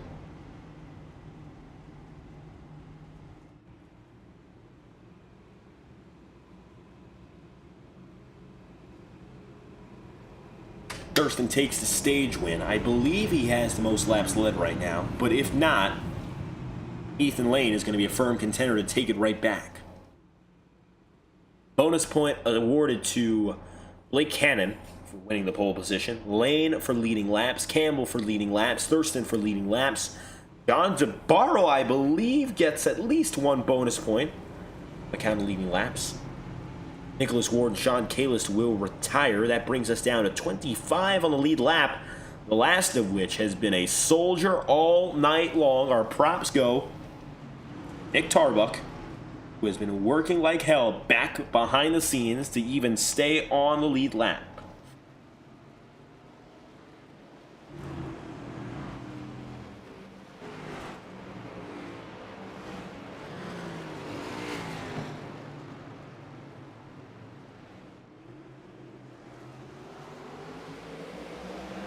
Here we go again. Night lights are as clear as day, ironic enough, at Charlotte Motor Speedway, and it is another barn-burning start. It's side by side.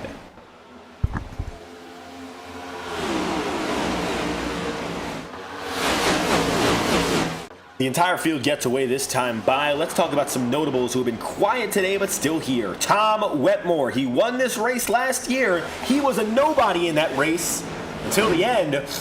He's got damage. I don't know what he's gotten on the tank this time around. 20th place as it stands. Tom Wetmore finding himself still in the back. An opportunity still could arise, but to defend last season's win, going to take a little bit of luck in terms of that damage and the right circumstance. Another guy who stayed quiet as of late has been David Davis. Davis got involved with an incident earlier in the day. He qualified 4th, but has still maintained a top 15 placement. The goal for Davis coming into this day probably was a top 10. He had the speed for it. I wouldn't have been too shocked if, of course, he decided to take it and make it his own. But with a little bit of trouble in the hiccups he's had so far, now he's just trying to recoup and maintain a solid spot. Thurston is in second. He got by Lane. Thurston is bad fast on these short runs. That's the thing. Thurston's probably the fastest guy for 20 laps. Campbell's probably the fastest guy for 30 laps. Lane has that final drive that if it comes down to it, he's going to win this race. That's my estimation of what's going on right now. Thurston can get him on the long or the shorter runs. Campbell is good on the mid-run. If it goes 50 laps under green, there's absolutely no way it's not going to be Lane. Unless he makes a mistake, which has happened a few times this season. Times as of recent. But I only see a critical mistake as the way out.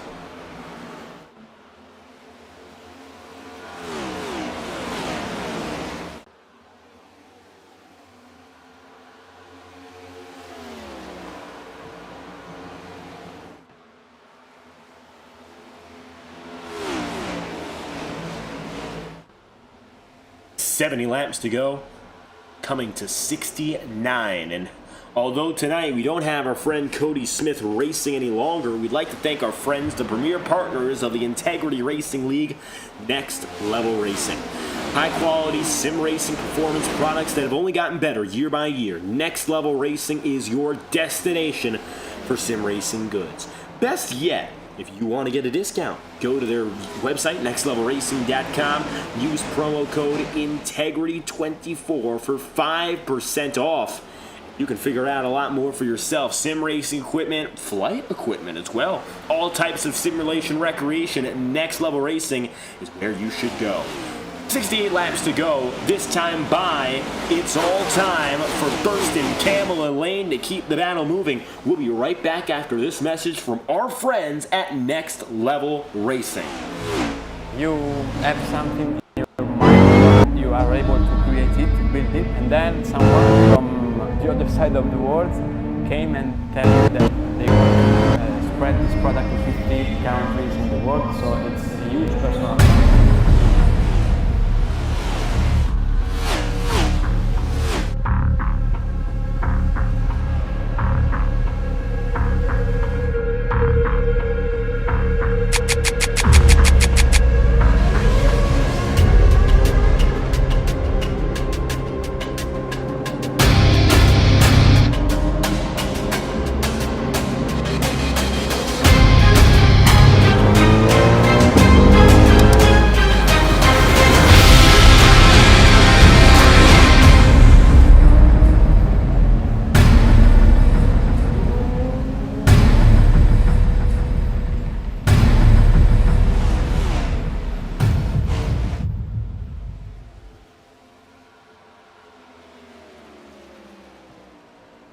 66 laps to go. Lane has gotten ahead of Campbell by 0.4 of a second now. Brock Potter trying to make something happen underneath in Lane. This is the thing. Lane's got a system. Lane has a system that has been working, and I think he's showing it to us once again. Pay attention. He drops back, maybe 2 or 3 spots. Give it 20, 25 laps. He's right back up there, and he ends up leading. He doesn't have to be the fastest every single lap. He just has to be the fastest when no one else can be. That's the differentiator between the good and the great.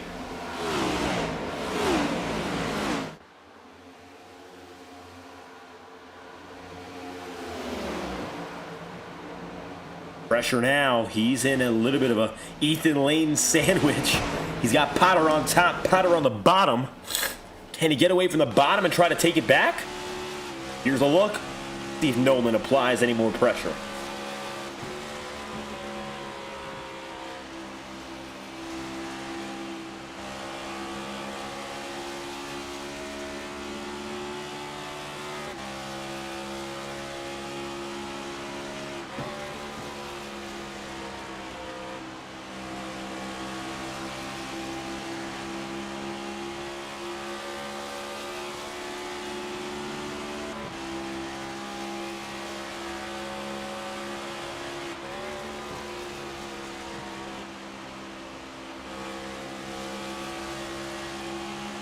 Right now, Potter's only followed a little further back. He hasn't quite put down the pressure.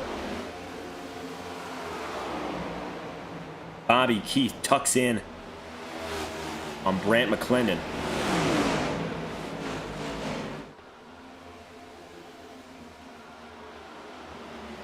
Side by side. Andrew Hamilton is now just behind the 12 and the number 6. Take a look aboard. Can Hamilton go for the 2 for 1? Let's find out.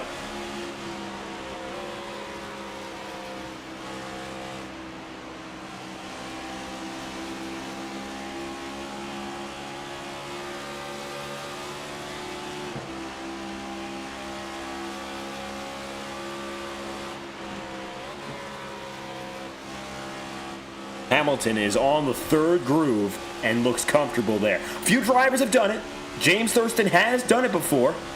The outside has pulled some good speed, but on Bobby Keith, it's going to be a tricky pass to make. He's boxed in.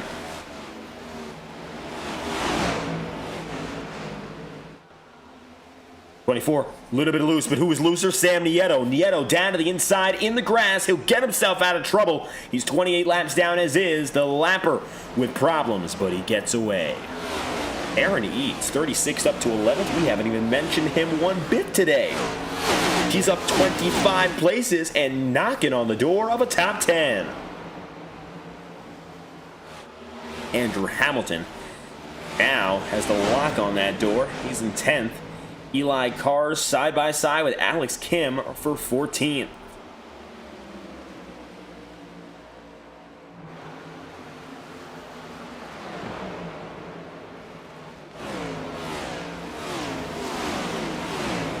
.58 to go. Nice pull off the outside for Eli Carr's. Alex Kim, the 73, works his way up top. Once again, can't quite make a move. Looks like Eli's got the edge at the line. Wow, great pullback for Alex Kim. He got that by 0.03 of a second. 57 laps to go. Brock leads Nolan, as it's been mostly the entire day, but they are together positionally. Ethan Lane has gone back up to 3rd. He's working that plan like a charm. He fell back. He's back in the top 3. Last time by, he was about 1/10 of a second faster than Thurston. A caution in the final 30 laps would throw off Lane. I think that's the thing here. If it stays green, I'm looking at Lane as the favorite. Campbell is, wow, he's fast. He is much quicker. Let's talk about these numbers. 30.272 that time by, beats a 30.4 from Thurston and a 30.3 from Lane. Campbell has himself the opportunity here to lead for at least a tangible portion of time, so long as he catches up to Thurston and makes that pass first.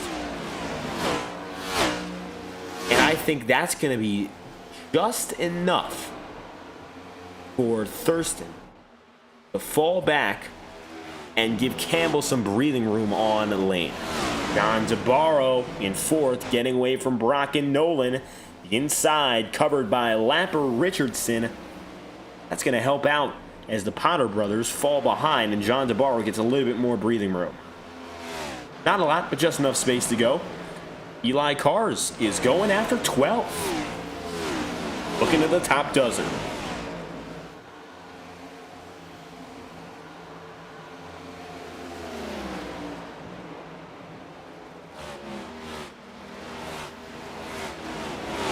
.54 laps to go. And it looks like Hamilton's able to hang on. Here comes the lapper, Sam Nieto. Nieto again, 28 laps down after an early set of racing incidents. Take a look aboard with Cars and see what's going on.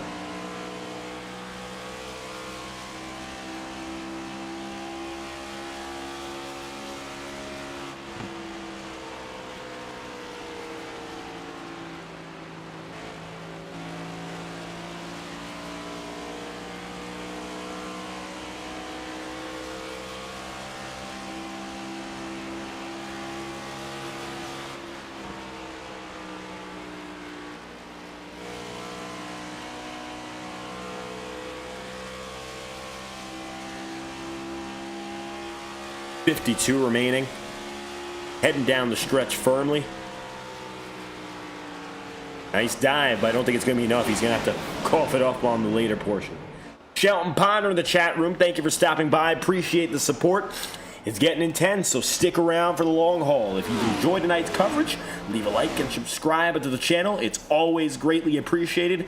This is one of those can't-miss races on the Integrity schedule, and right now it's proven to be. The race lead battle doesn't seem to be much a battle right now, but if you watch the long-term numbers, what you're looking at right now is going to be a dogfight. They're separated apart pretty clearly right now. Top 3 guys. But that doesn't mean it's going to stay that way. 2 drivers or 3 drivers in 2 seconds will quickly become a gap of tenths across these. And it's just going to take a few laps time. Campbell's looked quick, as has Thurston. Ethan Lane, never count him out.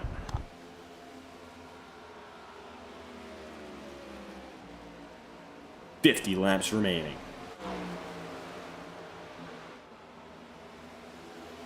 James Thurston lacks teammates in this field. A little bit of a shock that Power Smash Infinity Speed Motorsport has not brought on its entire multi-group of drivers. They do have River Page, and they have quite a few affiliate drivers, including some of the fastest drivers in FTN, which include Chase Schaefer, Mason Moriarty, and Alexander Balderas. Well, guys might not be in the same conversation, but Schaefer and Page are about as good as it gets at going at James Thurston. Maybe Schaefer might be the #1 antidote to James Thurston that we know of. So it's quite the shock that he's coming alone, and yet he's done everything that he's done so far. I think that's the most interesting thing. This is not the James Thurston we know. Not to say that he's running any different. He's running maybe above our expectations, really. But it's not the James Thurston that we know from Iora or SNT, in that he's a stranger here. He does not have the community behind him. He might be known by some of these guys, but he is not a familiar face to the vast majority of these drivers. A majority of the guys that Thurston races with more regularly have raced each other for about a half-decade together. And of those drivers, a vast majority of which are 21 or younger. High school graduates, guys coming out of college, some of them competing in the college NASCAR series, eNASCAR series, like Chase Schaefer. Some of those guys just working their first jobs, who have little experience in the previous era of sim racing. Remember, the Integrity Racing League has been run by Jacob Fife, 2012.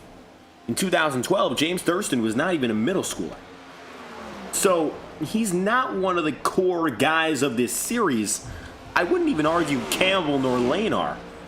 Campbell and Lane, I mean Lane especially, has been in the sim racing field for a long while here, but overall, it's a lot of new guys who are taking up some of the top spaces in this series, who have proven there's a new ground for competition, and it is indeed getting tighter. All that talk, look at the numbers. Gap is 3/10 between Thurston and Campbell. Lane is now within a second. 44 laps to go. If a caution comes out here, oh, what a wiggle from Thurston. That is the blunder of the race. Advantage Campbell. The biggest mistake he's made in his 3 races here so far. It cost him the lead. I don't know if he would have hung on to it anyway, but that's Campbell's lead.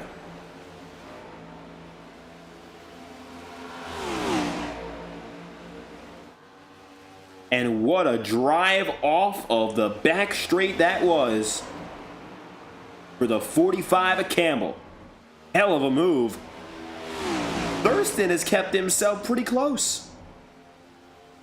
Not as if he was going to lose it all automatically. But it appears that he's kept himself stuck right in the middle. Ethan Lane. He's now looking for it.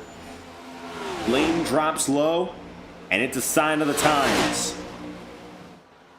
The closer Lane gets, the stronger his odds become of getting this win.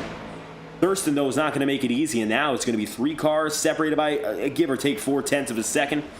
Campbell's loving every second that Thurston's in second, because that keeps Lane at bay. But Thurston's not going to go out without a fight.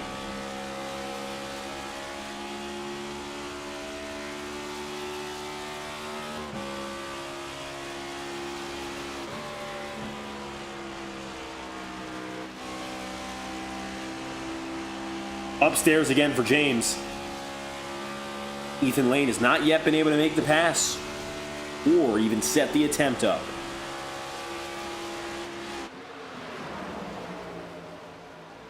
Side by side goes Ethan Lane.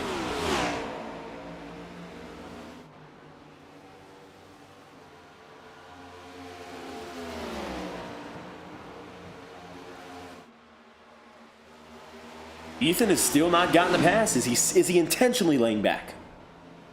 Take a ride on board, get inside the cockpit and see if he's doing any little bit of saving here. Is James saving? That is as hard a corner we've seen out of Lane all race long. I'll say never mind to that. He just put Thurston in the dust. He's in the rearview mirror now. Into 3 and 4. Any difference? Nah, I'm not hearing any signs of saving. Maybe James Thurston. A slightly different story now. But listen aboard with Thurston.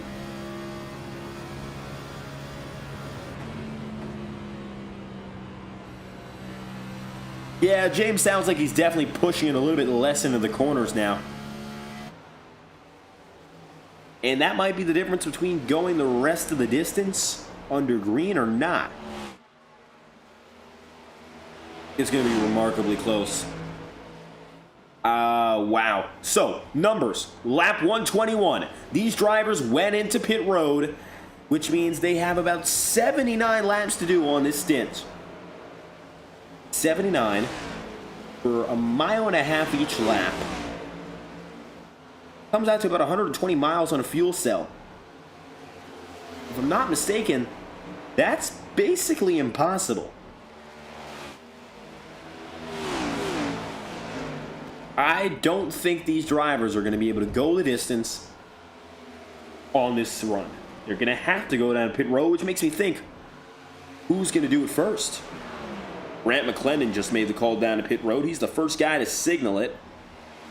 There is going to be a final run of pit stops, I feel. I feel it's pretty obvious, honestly, the way we're looking at the numbers.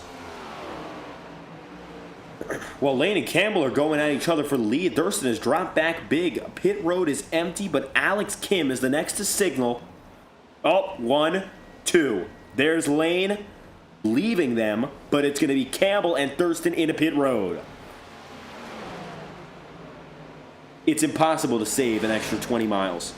So, Lane's got to go to pit road. I think he's going to try to go for the overcut, whereas Thurston and Campbell will undercut. Thurston is great for the 30 laps off a pit stop. So for him, strategy falls well in his favor. Oh, that's a fast stop. That is an undercut on pit road. James Thurston gets away several seconds up on Campbell. Was that 2 tire or was that less fuel? I think that was 2 tire. Here comes Thurston. And later, here comes Campbell. That is a several second gain. And a big one for James Thurston. Down and in, Ethan Lane. This is also money. One of the most important stops of the day.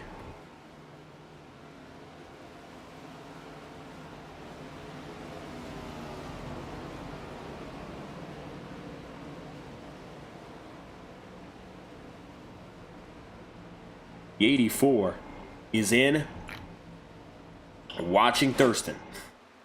Thurston putting a hot lap down. This lap might be the most important of the race. Getting away from Campbell. Now trying to build a lead on Thurston. Of course, was Lane. Vice versa now. Build a lead on Lane is the goal for Thurston. Yep, he's got him. This is big for James Thurston. I don't know how far he's going to clock out ahead. But he's clearly got the edge. Caution's out. Wow. I cannot believe it. Yellow, yellow, yellow. What caused the problem?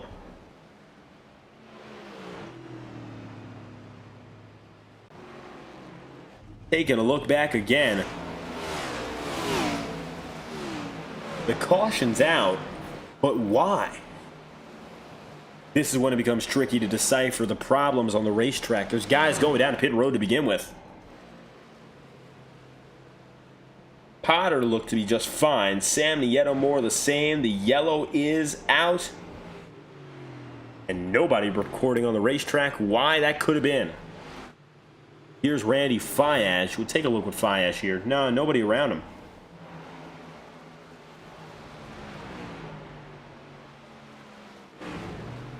I stand corrected. David Davis.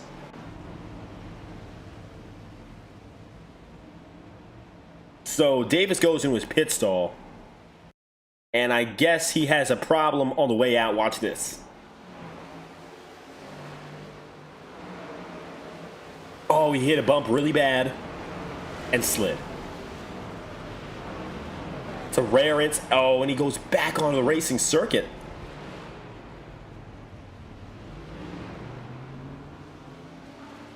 So a bad bump catches David Davis out for a critical late race caution. Thurston will decide to go into pit road again, as does Campbell. Where does Ethan Lane decide to go on the racetrack? Split. In 30 laps time, we have a split to deal with.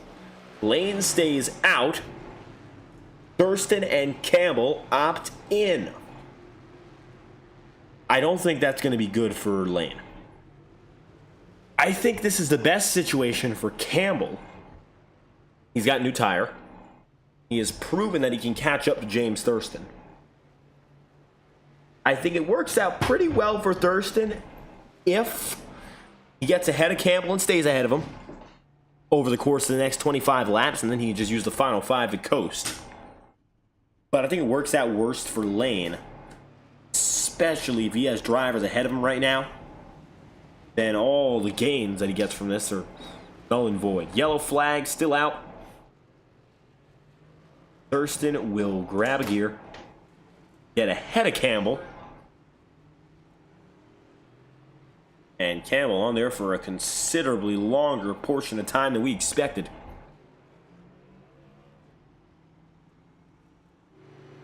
As Thurston is away. Down to a 2-horse race. Nope, Campbell's on there. Nate Campbell back out on track. Thurston scored in 10th. Nate Campbell across the line. He will find himself P12.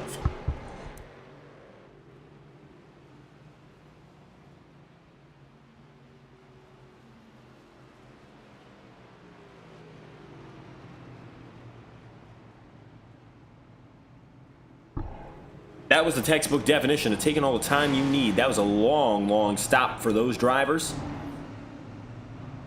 The Potter family is first and second. Brock leads. Nolan P2. Bobby, Keith, and Eli Cars are your second row.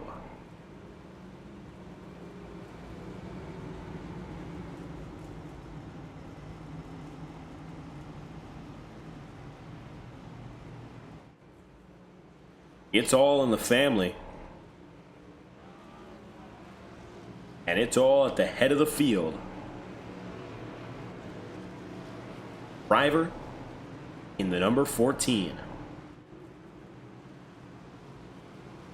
Advantage Brock. Nolan not too far behind. Let's see what happens now. As Brock holds his own. Green flag's out, stack up on the outside. It's more of a bump up than a stack up. Family gets away. Next after that is Bobby Keith. Richard Smith is with Eli Cars, and James Thurston rocks well as he gets upstairs. Ethan Lane is now down to 10th here. Nate Campbell in P9, 28 laps to go. I'm watching those three like a hawk, but it could be any of these guys who are leading. Bobby Keith, first time all night long. It's the number 6 leading the way.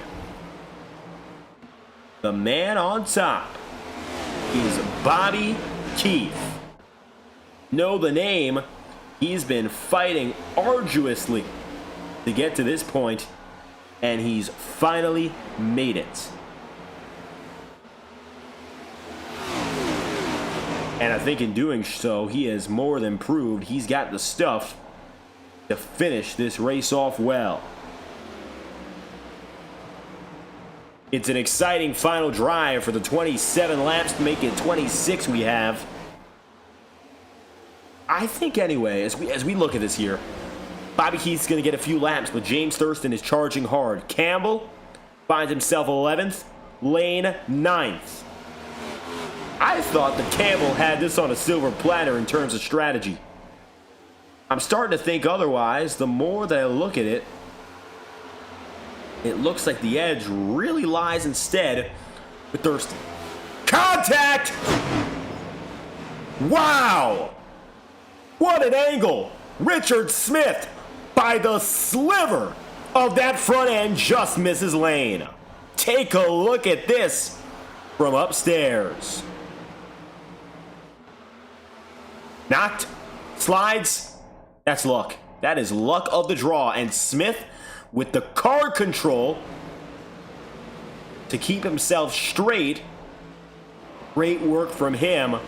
Lane is breathing a sigh of relief. If he's got one final drive left, that is the motivation. Thurston is 6/10 off, and all of a sudden, Bobby Keith looks like the man of the hour.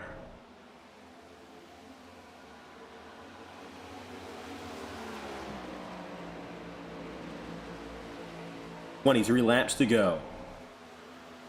As always, in the home stretch of these races, we're going to crank it up with our friends at Whiplash, bringing the best angles in the most important moment. It's about time we see it all happen in close up. All the noise, all the action, and bring you our second live and loud moment of the race. 22 laps to go. Bobby Keith leads. Let's crank it up again in the home stretch from Charlotte.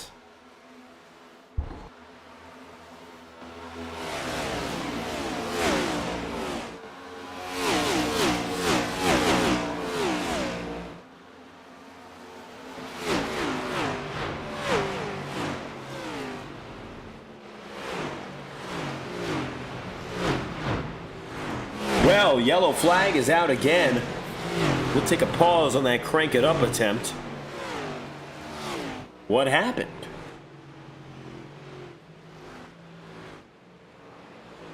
Might have even happened off the lead lap at this point.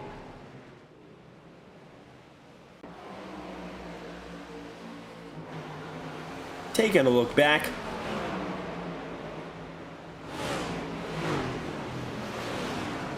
Oh, Tom Wetmore.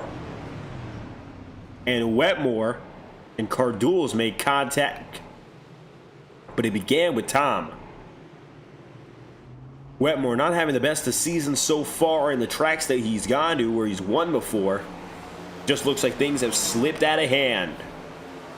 Contact from DeBarro up the track and around, yellows out. And he stayed up there. Cardules not able to move in time. So a battered and bruised Tom Wetmore still rolls. Thurston is third. Trends down low. Bakes. Lane goes. Does the 45 go? Campbell's call. Got to split again. Thurston will decide to stay out, and I don't know if he made the right call here. Lane does the obvious and drop in.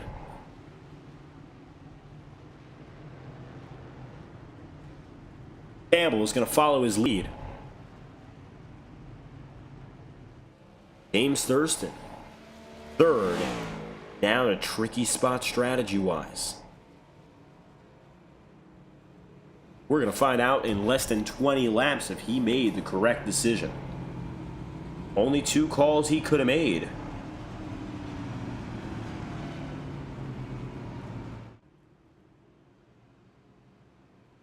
We'll see what happens now, restarting with 18 to go.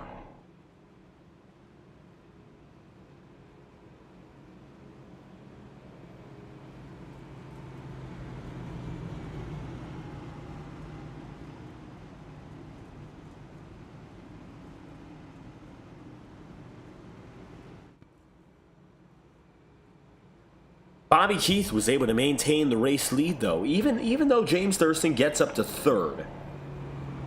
There wasn't much of a difference those last few laps.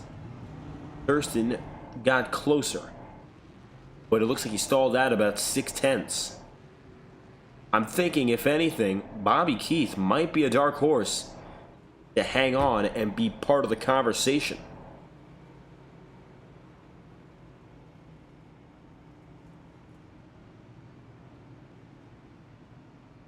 Two by two again. Lane lines up 11th. Campbell 16th, if that. He takes another long stop trying to repair some damage.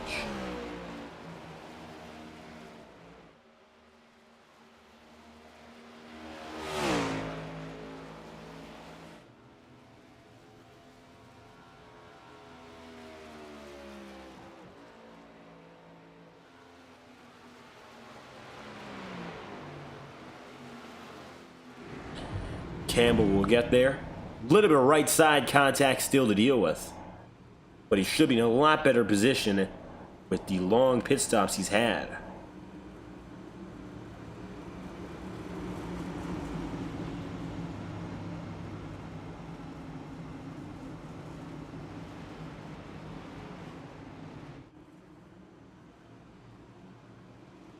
We'll take a second chance at cranking it up live and loud, brought to you by Whiplash SimCams. With the best camera angles on the sim racing market, Whiplash SimCams is the place to go, no matter what. Let's get things started as the number 6 of Bobby Keith will grab a gear and get back up to speed with 18 laps to go. Green flag's out. Great launch from Keith. We're on our way with now 18 remaining. Let's crank it up here again in Charlotte.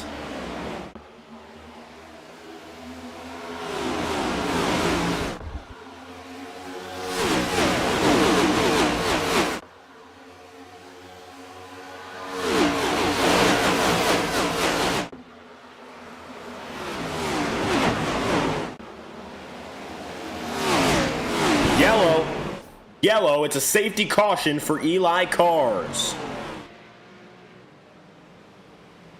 Everyone stays straight that time.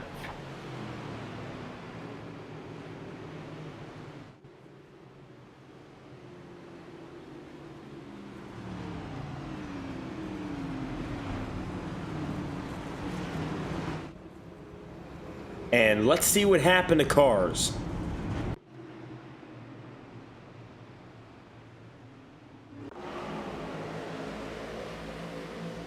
He got up in the wall, but he did keep it a straight way.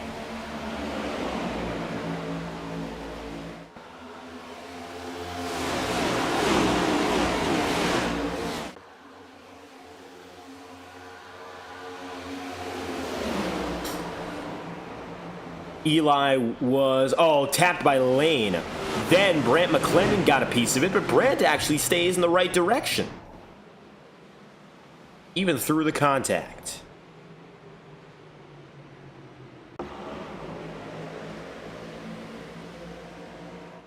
Take a ride aboard McClendon here.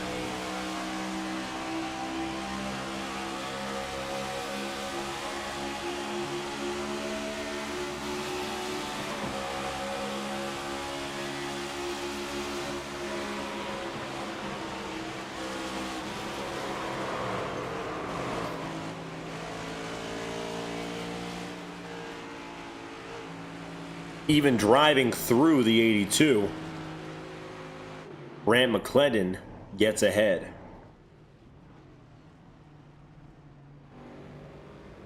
$16 to go. The final laps of this race are coming slowly but surely.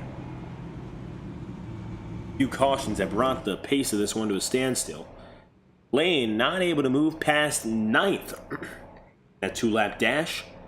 James Thurston is now up to 2nd, just behind Bobby Keith.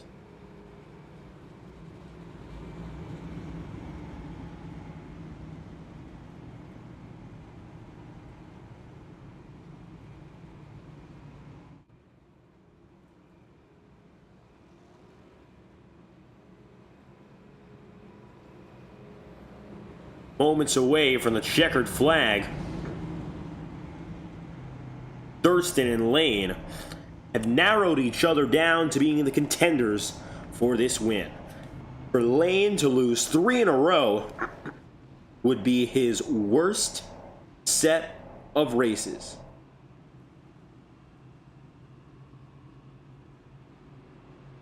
This entire season. Of course, the competition has increased rapidly with Thurston coming in. He's probably going to make up upwards of 5 spots in the championship when we see the next update on the points tally.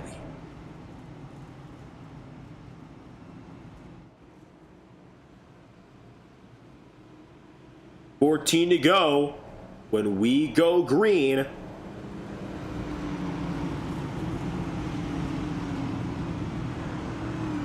Pace car with its lights off, giving the signal, this is it.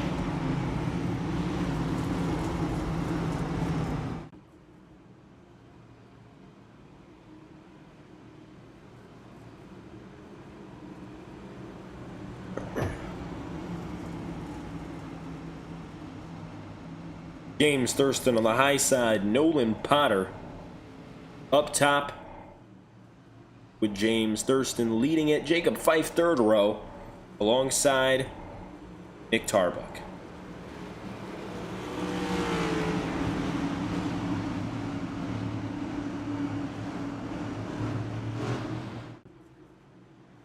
To the inside, Bobby Keith. And the green flag drops. Thurston, not a strong launch there. Aaron Eads with contact. 1, 2, 3, 4. A little bit of a shuffle alongside all of them. 14 to go. Thurston's looking for the lead.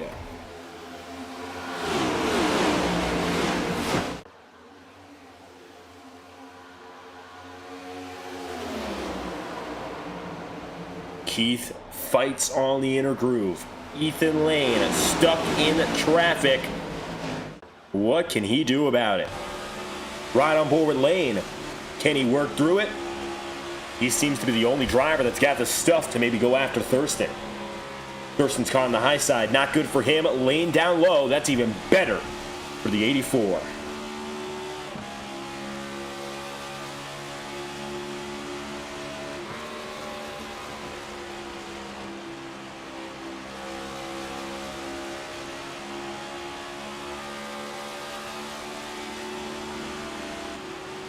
Still boxed up. Thurston has not gotten by Bobby Keith, though. Don't count out Bobby Keith. With 12 laps to go, he still holds the edge.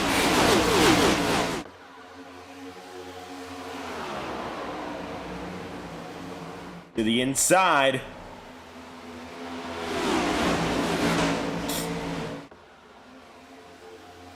Great drive off the edge for James Thurston.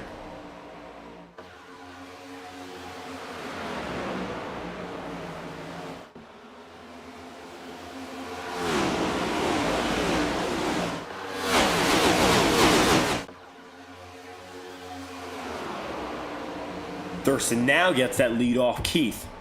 1/10 a second, the difference between the top two drivers.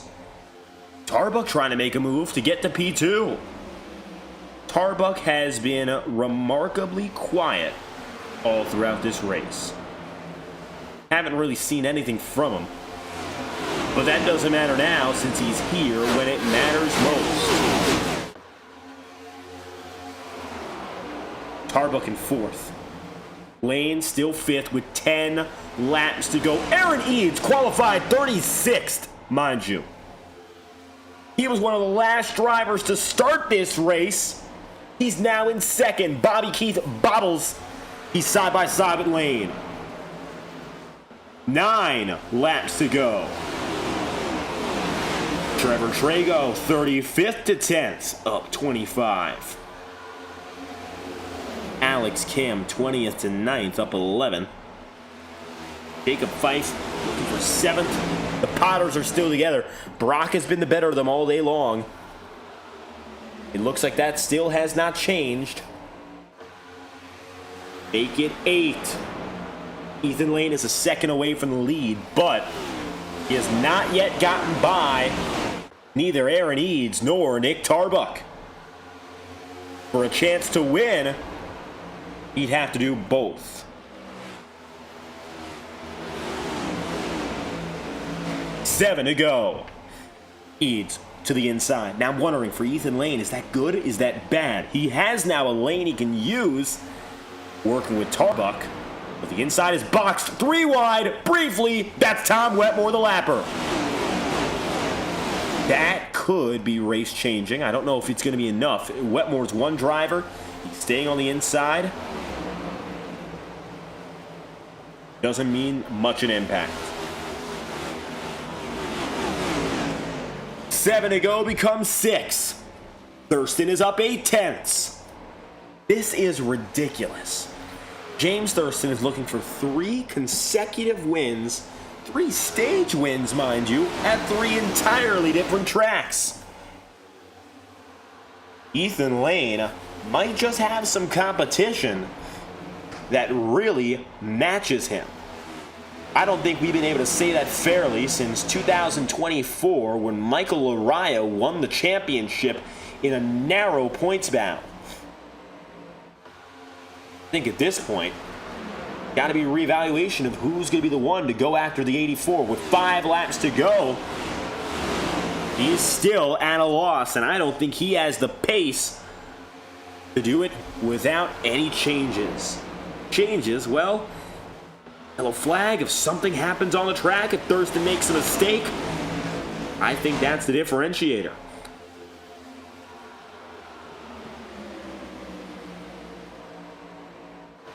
Five to go.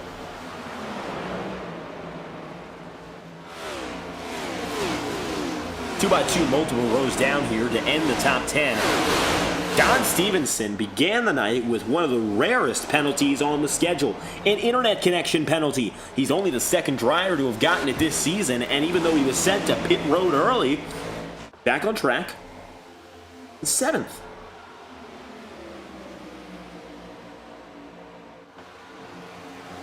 Now he's toe-to-toe with Potter for P6.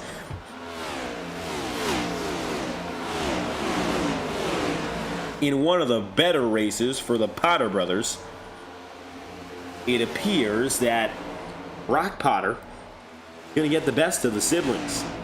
It's Team Brock tonight, but nobody can top Team James Thurston 2 laps to go.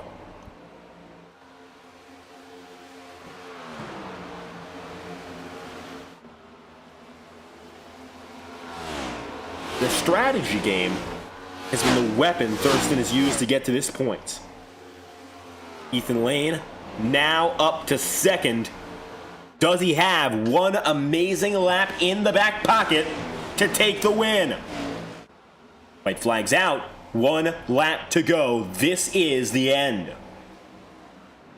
Lane and Thurston have gone back and forth on strategy for the past 3 weeks, and it seems like for every interval, one of them leads and then the other one does. But for the past 3 weeks, Thurston has found a way every time to be the winner and the leader when it matters most.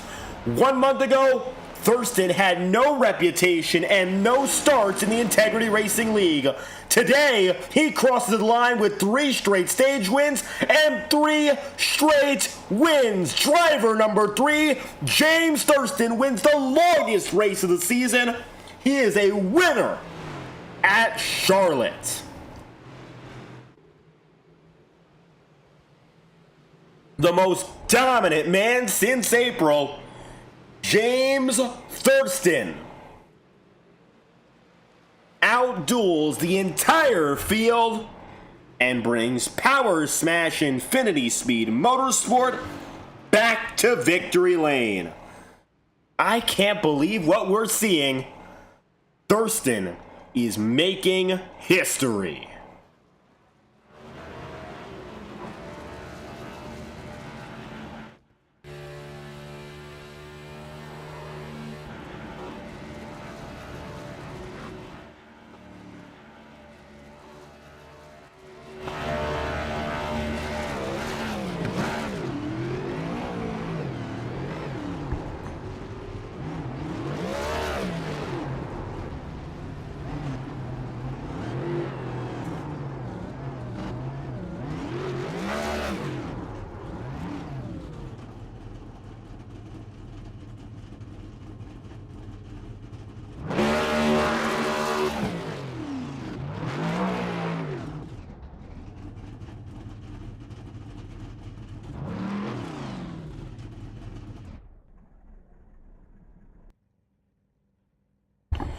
James Thurston gets the job done. Winner here in Charlotte. I can't believe it. He does it again. It's his third consecutive and another victory. Checkered flag falls for driver number 3, and we'll be right back after this with your post-race coverage and interviews after a message from iRacing. We'll be right back, and we'll take you through our top 3 drivers and their thoughts after this. Racing isn't easy, but experiencing it is. iRacing puts you in the driver's seat with the industry's leading sim racing game. Drive on laser scan replicas of the greatest racing circuits from around the world. Go head-to-head against other drivers chosen by skill-based matchmaking to ensure competitive racing at every level. Compete across all your favorite series in officially licensed cars engineered to deliver the most accurate driving experience possible.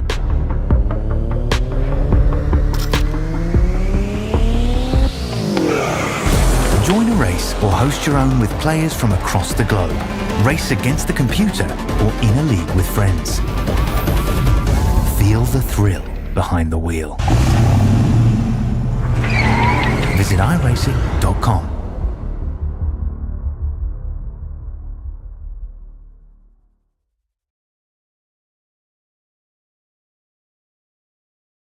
James Thurston does it again, leads just over half of this race, and wins from Charlotte for his third in a row.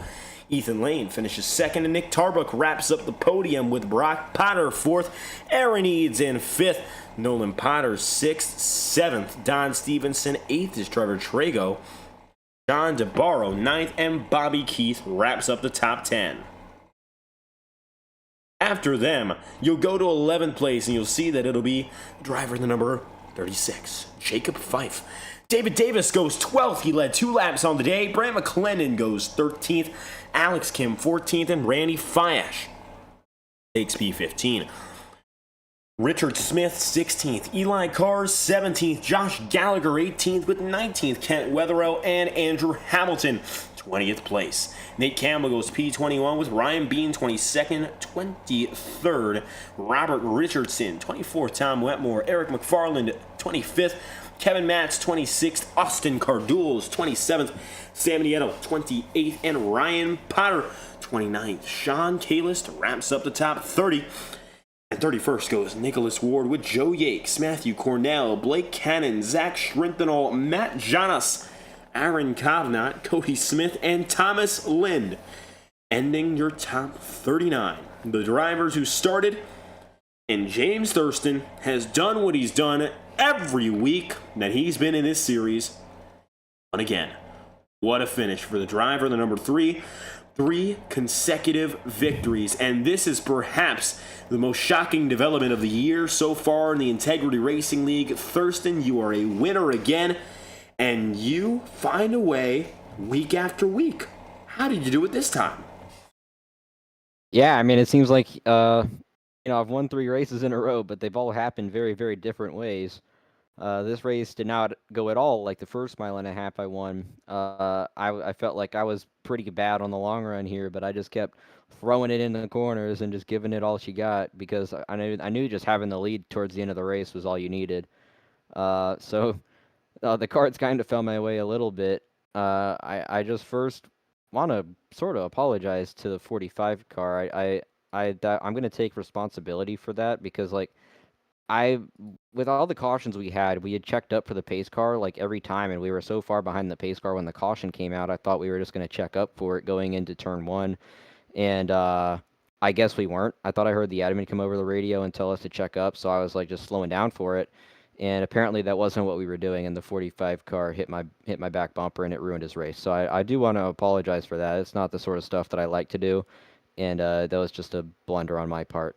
But it is what it is. We ended up winning anyways, and just goodness, man. I thought that it was over when we got the yellow there towards the end because I thought that I had won the race when I took the 2 tires, and then they wrecked for something, and I had to come back and claw my way back to the lead. But we did it, man. We did it. Now, it looks like today the battle between you, Lane, Nate Campbell, Blake Cannon, everything came down to the stint length and the tire strategy. Those two big things were it. You look to be really strong on the short runs. Lane and Campbell, they had a pretty easy time, it seemed like, reeling you back in and keeping it close after 10 to 15, 20 laps. I'm wondering, from your perspective, what was it like? It seemed you had the launch, you really were fast to start, but after that, things may be a little trickier. I think some of it comes down to me still not being, up to grips on this current package that they run, because a lot of what I use to drive this car is from when it was a new car in iRacing, like pretty much like the 2023 to 24 version of this car is where most of my experience and what I do with it comes from. So I really need to get better at that on long runs, but it's just good enough to stay up front, so that's why I keep kind of driving that way. But yeah, I mean, here it was pretty clear that I need to get a little bit better on the long runs. It was good enough to win tonight, but I don't think I'm going to be able to keep driving this way and win races. I think they're going to catch up pretty quick. But yeah, I just have like no feel for this car in the corners here. It seemed like once it came to be nighttime, I was a lot faster. But especially during the daytime, it's just nothing with this car and me. But it was enough again to win the race. I don't want to act like I'm like terrible at this because obviously I'm not. I won the race, but it's just in my opinion, up to my standards. I feel like I could be a lot better. But I feel like that's why I stay up front, is because I always want to be better. If you never want to be better, it's probably not gonna lead to wins. So just thanks to Power Smash Infinity Speed Motorsports. Um, just I had a lot of fun racing in here. This race was a lot of fun tonight. Again, sorry to the 45 car. I had a lot of fun racing him up until I kind of messed up there, but it is what it is, like I said. Winning again, now 3 consecutive as we go racing next in Nashville. So you've gotten yourself quite a lot of points. You've built it back. You've not only won 3 races, but also 3 stage races. Of course, stage wins. The points keep tallying up. Now, the last half of the regular season begins. What are you going to do to keep making your way up slowly but surely? Maybe a chance for playoffs. Yeah, man, I don't know how far behind I am, but I feel like with the momentum I've had, if I can just keep this up, I don't know if we're gonna, win every race until then. I highly doubt that, but if I can just keep putting it together like this and just get good finishes, top fives and top tens, I think that we're probably gonna be able to get there, especially if we keep winning. So we'll just see how that goes. I mean, if I can somehow manage to fight for the championship this season as far behind as I am, I'll be happy with that. It's just been fun to come in here and race anyway, but yeah, man, just having fun right now. Things are going very, very well for the number 3 camp. James Thurston, 3 wins in a row. Any final shout-outs you'd like to send? Yeah, just thanks again to Power Smash Infinity Speed Motorsports. We had the American flag colors tonight for the Charlotte race here. The longest of the season, I hear it was. so super cool to go and win the longest race with the American colors on the car. It's a pretty cool looking color scheme. I don't know if I'll run it anymore because it was meant for this race, but it looks pretty cool on there. Might go back to the black next week, but doesn't really seem like it matters what I run in this league for paint schemes. It seems like it's fast anyway, so just keep on rolling and see if we can do it again next week. James Thurston, number 3, takes P1 again and again and now again. Thank you for your time. Thank you. Thurston is now a 3-time winner. Ethan Lane, who continues to extend his championship lead, just has not yet been able to overcome Thurston, and perhaps that's been the only Achilles heel in his season. We'll figure out exactly what's next to come for the driver of the 84 as he's with us right now. Ethan Lane, second on the day, P2, and it just came down to those final restarts making all the difference. Yeah, no, yeah, P2 is great, but considering I felt like we were the fastest on the long run, it hurts a little bit because every time the tires started to matter, just people for whatever reason can't continue to drive the car. Um, yeah, it's disappointing when you pace yourself at the right point and you figure out how to actually work the blue lot painted line finally, and we can't go green more than 40 laps. But it is what it is. Yeah. When it comes to this race, of course, a little bit of a change to Charlotte on iRacing, slight rescan. Wondering, was there any difference compared to when we'd gone to this track previously and how you approached it? No, no. Not much has changed. Grip hasn't changed too much. I just knew like I had to just keep it on the bottom to save tires and not overdrive the car, and it was working out every time. But every time we got to the front, caution came out. But yeah, it's just another one of these ways to lose one of these in the past 4 weeks. First one was our fault at Rockingham. Then it was Texas with tire strategy. Last week, unfortunately, with a lap car and not doing so well in qualifying. And this week, it's just can't get a long run. And the long run definitely looked to be the difference. The 84 team has been strong long at intermediates, and Nashville is up next. Do you think that's going to come into play in your favor next week? So,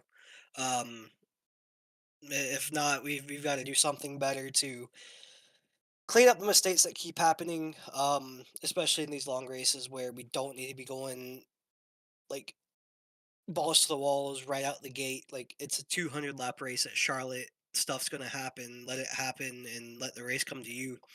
Uh, but yeah, no. We'll look forward to Nashville. It's one of my favorite racetracks, and we'll see how we do. Well, even though tonight the long run didn't come your way as you probably would have liked, Ethan, second place, it keeps you in the podium and extends the championship lead. Any final comments you'd like to send? Thank you for putting on these broadcasts every week. Fife and all the admins over at Integrity, I know they have a lot to deal with, especially with some of us who keep complaining about the same people every week and stuff. So, uh, yeah, well, we look forward to Nashville. Hopefully, we can finally get our sixth win of the year. Ethan Lane, P2 on the day here from Charlotte. Thank you for your time. Thank you. The last driver to speak to, quiet throughout this race, and you probably would have forgotten that he qualified in 5th had we not mention it right then and there. Even though it took a long while to get back up in front, Nick Tarbuck finishes the day with a podium and makes the last 10 laps count as much as they needed to. A big podium for the 4 team. Man, you are not kidding. I don't know. I'm really proud of that one. That was like started off such a bad foot. Obviously, the whole field gets caught up in some nonsense, but that happens sometimes. And just so close to just calling it a day. When you have 8 minutes of damage, it's like, man, I'm not sure, but it's a long race. Chips kind of fall my way in terms of cautions, and had just enough damage to not go a lap down, but to stay on pace to not go a lap down. Just stayed in it, man. Just kept trying to stay in it. Ended up with a top 3. That's like a win in my book after this race tonight. I mean, wow, that was awesome. Perhaps the most surprising thing, I mean, you talk about it, 8 minutes of damage, and you were fast at the end. Not just repaired, but fast. Can you walk us through that? Because that very rarely happens and ends up being a success, especially as you spent your majority of the race outside the top 20. Yeah, I mean, the first couple of repair jobs, the car didn't really handle like it would have. But once I got it down a little bit, I don't know, below 6 minutes or 5 minutes or something, I don't know, it started to handle like normal. So then I had to really get aggressive with how I was driving it into the corner and, you know, trying to kind of glue it to the line at the bottom of the track to get some grip and some rotation. So, because it was still really tight at that point from the damage. So once I got the car repaired, I was able to use all those skills I'd learned and all the different, you know, little tricks I'd learned to try to stay on the lead lap to actually be competitive to try to win the race. I didn't quite expect it to be that useful or that, you know, I didn't expect to be that competitive. But, you know, when you're battling Ethan and James, it's never a bad day to see that happening at the end of a race. Well, bringing back the momentum and having a strong finish gives you wind in the sails for Nashville. We've gone to Nashville a few times before. Another good intermediate run now in your back pocket. How does it feel heading back to Tennessee? Yeah, I like Nashville. It's a fun racetrack. I'm looking forward to hopefully a little less cautions. Would have been nice to get this race done with a little bit less, you know, a little more green flag runs. But I guess if that happened, then I wouldn't have been able to finish where I did. But hopefully can carry this momentum. Maybe a little bit of the luck that I had into Nashville. Maybe I can, you know, squeak out another top 3. It's going to be really tough to get a win nowadays in this league when you got such, you know, good racers like James and Ethan showing up. So I'll do my best. Maybe some chips will fall my way. I can squeak out a win this year. We'll see. But, yeah, just going to try and keep it rolling, man. Get some points back from my disaster of a race at Watkins Glen. On the rebound, and a great way to keep that rolling. Third place, Nick Tarbuck. Any final shout-outs you'd like to send? The floor is yours. Yeah, I want to thank you for broadcasting, as always, putting on a good show. And I want to thank the admins for putting on a good race and trying to, you know, straighten things out the best they could.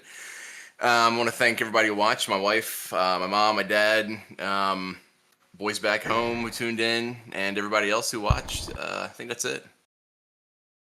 Rounding out the podium with a strong drive to the end, Nick Tarbuck, third on the day. Thank you for your time. Thanks, man. Have a good one. And with Tarbuck on the move, you've heard from your top 3. A night of racing it was. A little bit longer than some of the others. Nick Tarbuck, Ethan Lane, the leading man, James Thurston.